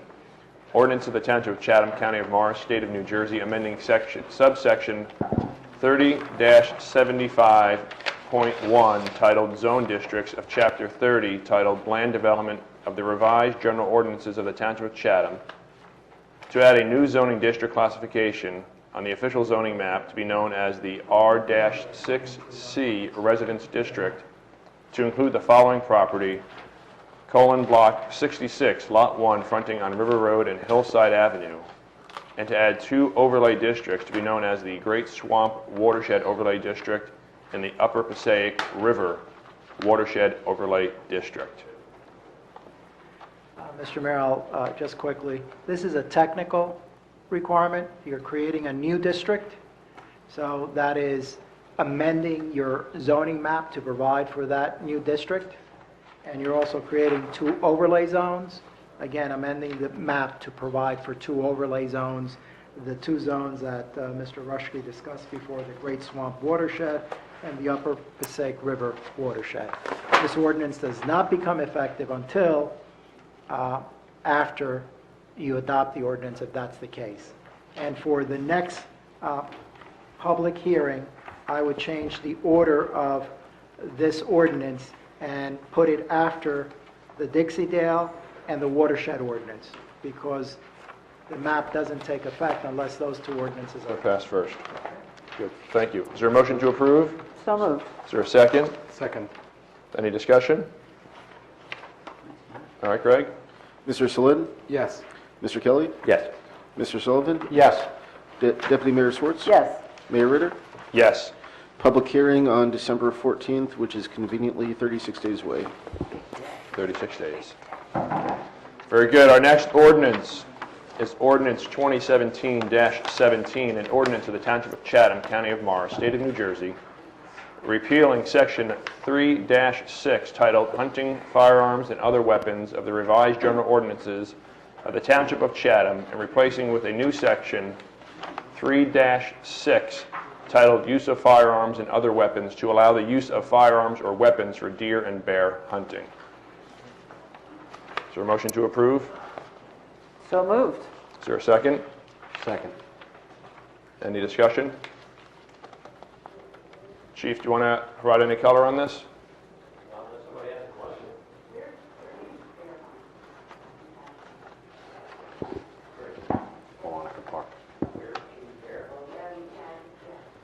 Swamp. If there's going to be discussion, you should be stepping up to the microphone. Huron Drive. No, just kidding. Fairmont Country Store. Yeah.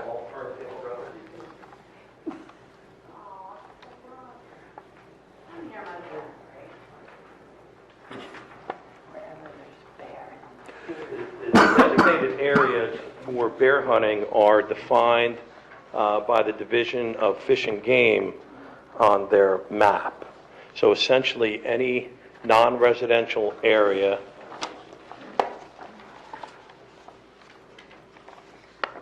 is huntable for bear as long as it meets the requirements, but we have specific zones set up in the township, and I pulled out an old map that restricts exact locations of where deer hunting can occur and it cannot occur.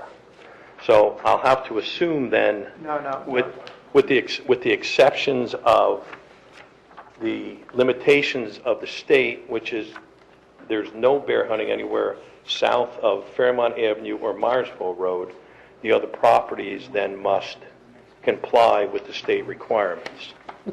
You're going to wear it, Chief. And I know the zones are defined for deer hunting.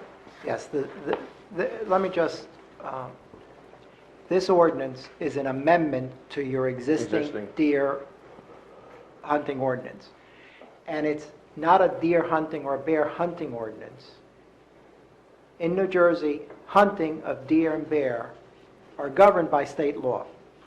You can't regulate that one way or another as a municipality. What you can regulate is the discharges of weapons within your borders. You have a general prohibition against discharging weapons within your borders. This ordinance says, it already says under certain circumstances deer can be hunted. Now you're adding bear, and as the chief said, the bear hunting areas are defined by the state. So the ordinance does not have any specific zones other than to say, if you want to bear hunt or you want to discharge a firearm, a weapon for the purpose of bear hunting, it has to be done consistent with state law in those areas where it's permitted and meet the requirements for hunting. Such as a time frame when Such as bear time- well, is allowed to be hunted. Right, you start with, the person has to get two types of permits. The first permit is the permit every hunter gets, a deer permit or a bear permit. Then they have to go to the police department and get a second permit from the police department. And it is at that point that the police department will determine where the hunting will occur and make an independent assessment of whether or not it is permitted in that area. Right. Right. Because we control where weapons can be discharged in the township. We just can't control, by doing so, we can control where the hunting occurs in the township. And in the ordinance, in 3.4 under G, it defines specific boundaries. So, if I can give you a broad idea of where we allow deer hunting, you'll get an understanding of where we allow bear hunting. Is any township property that we have approved that falls within either 150 feet for bow and arrow hunting or 400 feet, I believe it is, for shotgun. Then we have restrictions that you need to hunt from a deer stand, so you're not shooting out or up, you're shooting in a downward direction. Looking at the map here, and I haven't looked at this map in a long time, there are certain areas along the power line, Tanglewood area, which is township-owned property. We've allowed deer hunting there. And areas north of Shumpike Road, north of Green Village, in the Green Village area. So it's pretty limited area. We haven't allowed hunting since 2012. And that's just because we didn't necessarily need to have the hunt per se because of the disease that thinned out our deer herd.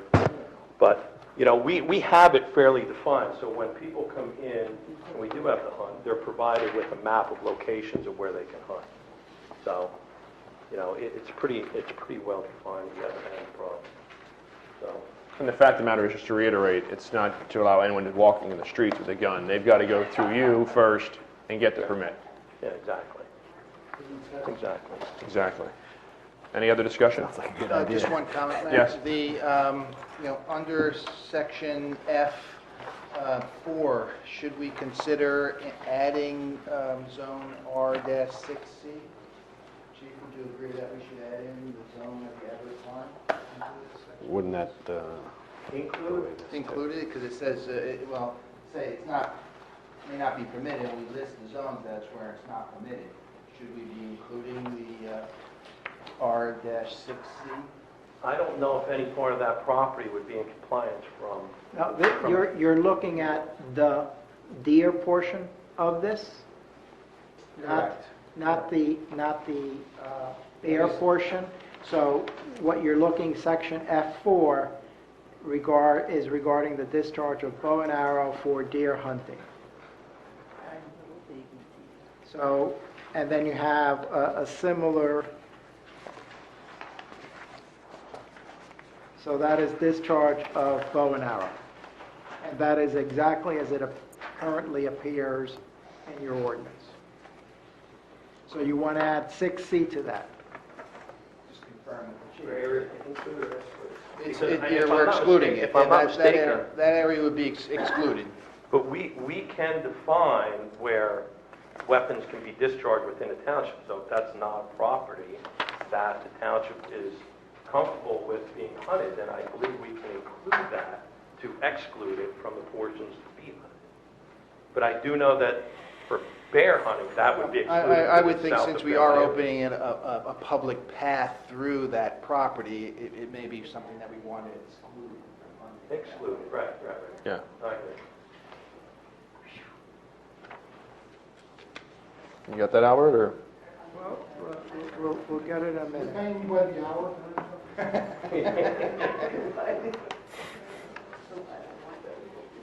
Well, then, does a similar change have to be made to G4? Probably, if we've got a list of zones. I would say yes.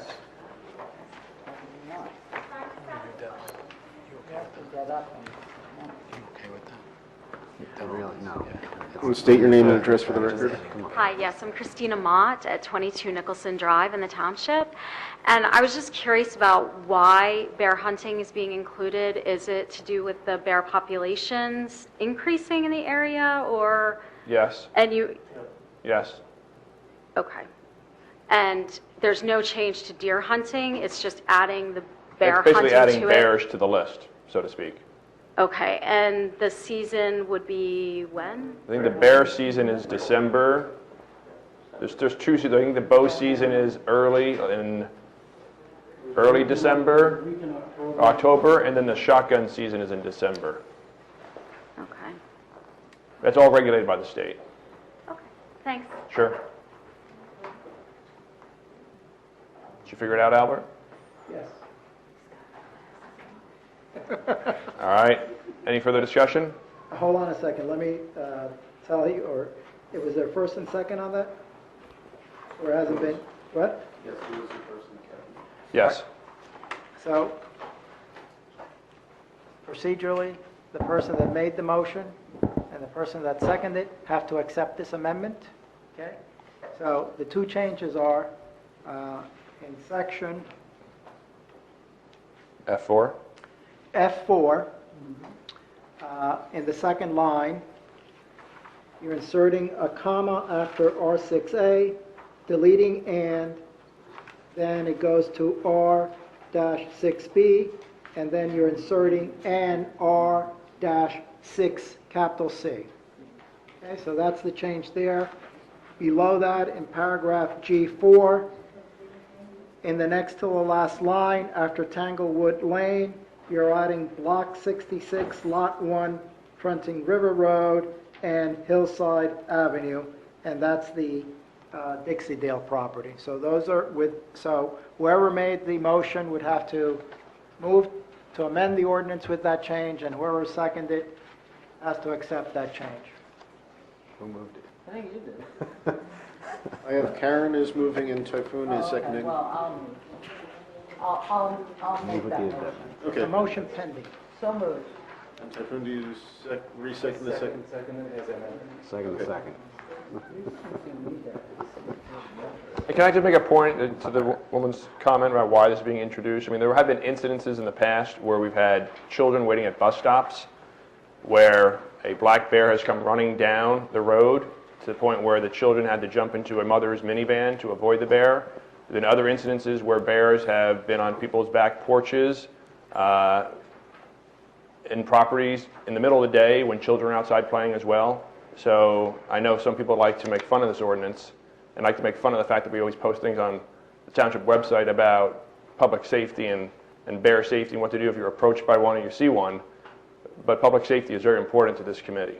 And while people want to giggle and make fun of it, I hope other people understand the importance of this type of an ordinance. So just for the clarification. Thank you. Oh, no, I'm not talking about you. No, but thank you for bringing it. There's other people who've giggled. It's just not clear. I don't know where Please step up to the microphone. No, Greg, let's vote. Thank you. All right, Greg. Thanks, Chief. I tried to keep it short.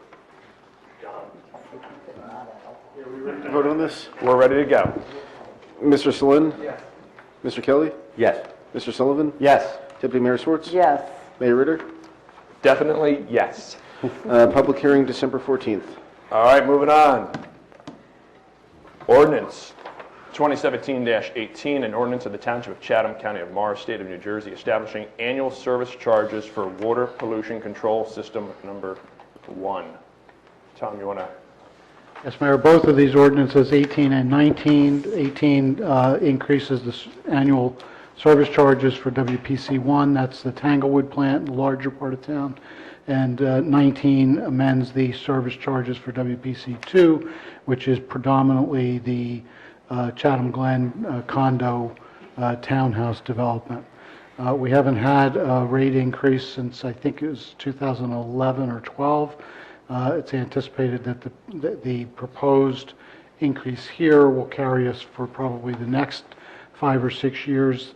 The need at this point is just due to normal operational increased costs and some debt service that is coming due that we're going to be paying down. Thank you. Is there a motion to approve? So moved. Is there a second? Seconded. Any discussion? All right, Greg? Mr. Selin? Yes. Mr. Kelly? Yes.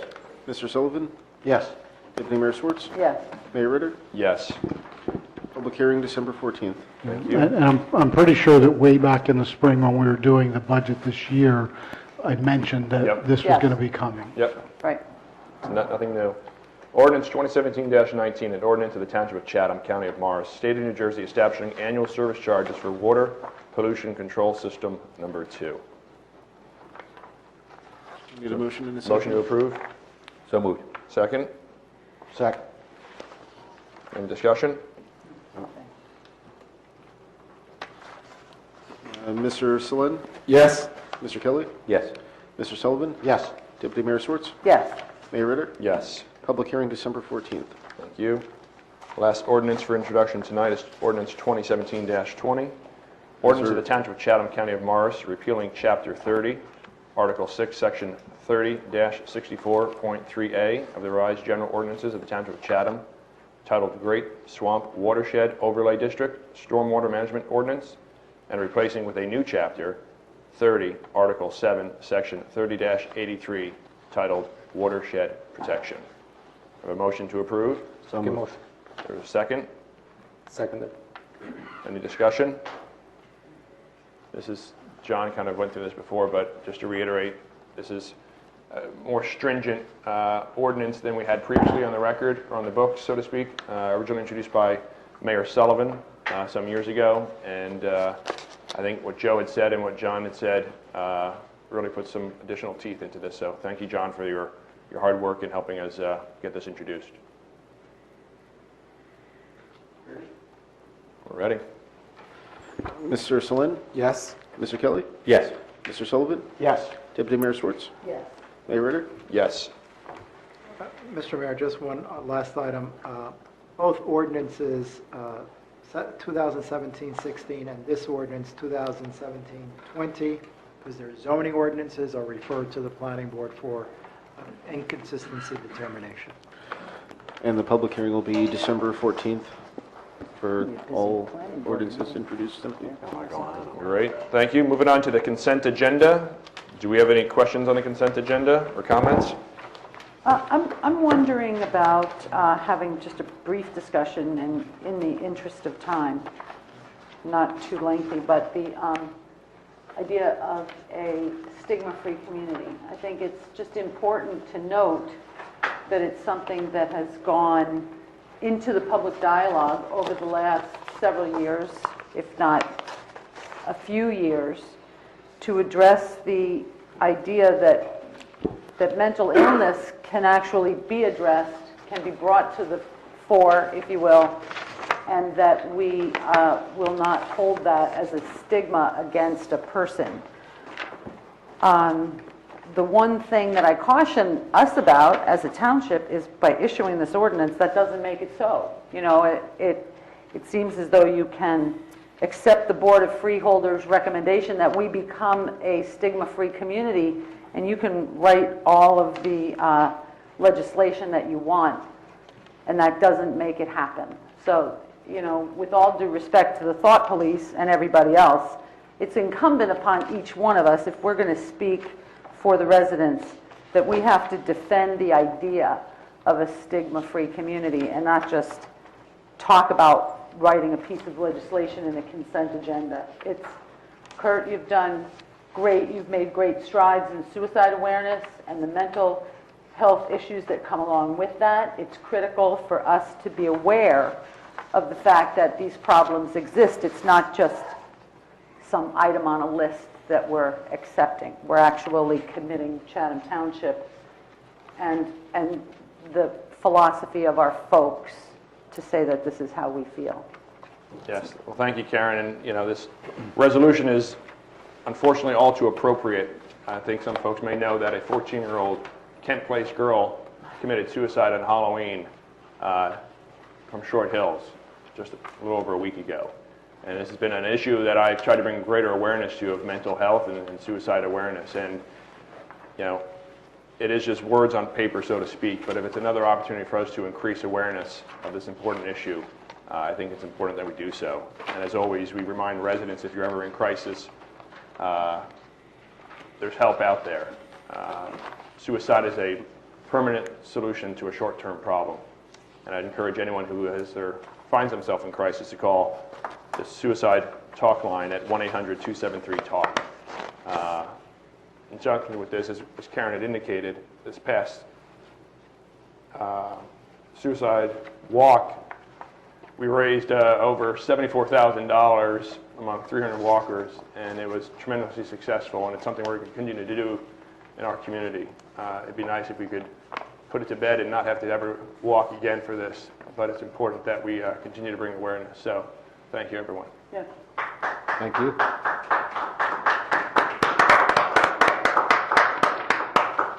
Any other comments on the consent agenda? Can I read them all for us, Greg? Resolution 2017-189, payment of bills. 2017-190, receipt of reports. 2017-191, approving meeting minutes. 2017-192, approving executive session minutes. 2017-193, authorizing change order for Robert Drive, Dale Spring resurfacing. 2017-194, authorizing change order for Lafayette Avenue resurfacing. 2017-195, authorizing change order for Woodland Road Pathway Project. 2017-196, authorizing change order for 2017 Road Improvement Project. 2017-197, budget transfers, and 2017-198, stigma-free community. Is there a motion to approve? So moved. Is there a second? Second. Mr. Solon? Yes. Mr. Kelly? Yes. Mr. Sullivan? Yes. Deputy Mayor Schwartz? Yes to all with the exception of 191 and 192, since I wasn't present at the meeting in order to approve the minutes. That was an abstention from that, right? Abstention. But yes to all, excluding those two. And Mayor Ritter? Yes. Any discussion items among the committee? All right, we're open up for hearing of citizens. If anyone would like to come forward. We'll close out the hearing of citizens. Greg, you want to read resolution 2017-316? Mr. Cruz, do we still have executive session?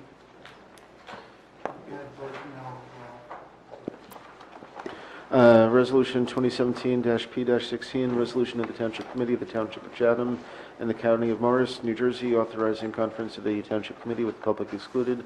Whereas NJSA 10:4-12 of the Open Public Meetings Act permits the exclusion of the public from a meeting in certain circumstances, and whereas the Township Committee of the Township of Chatham is of the opinion that such circumstances presently exist.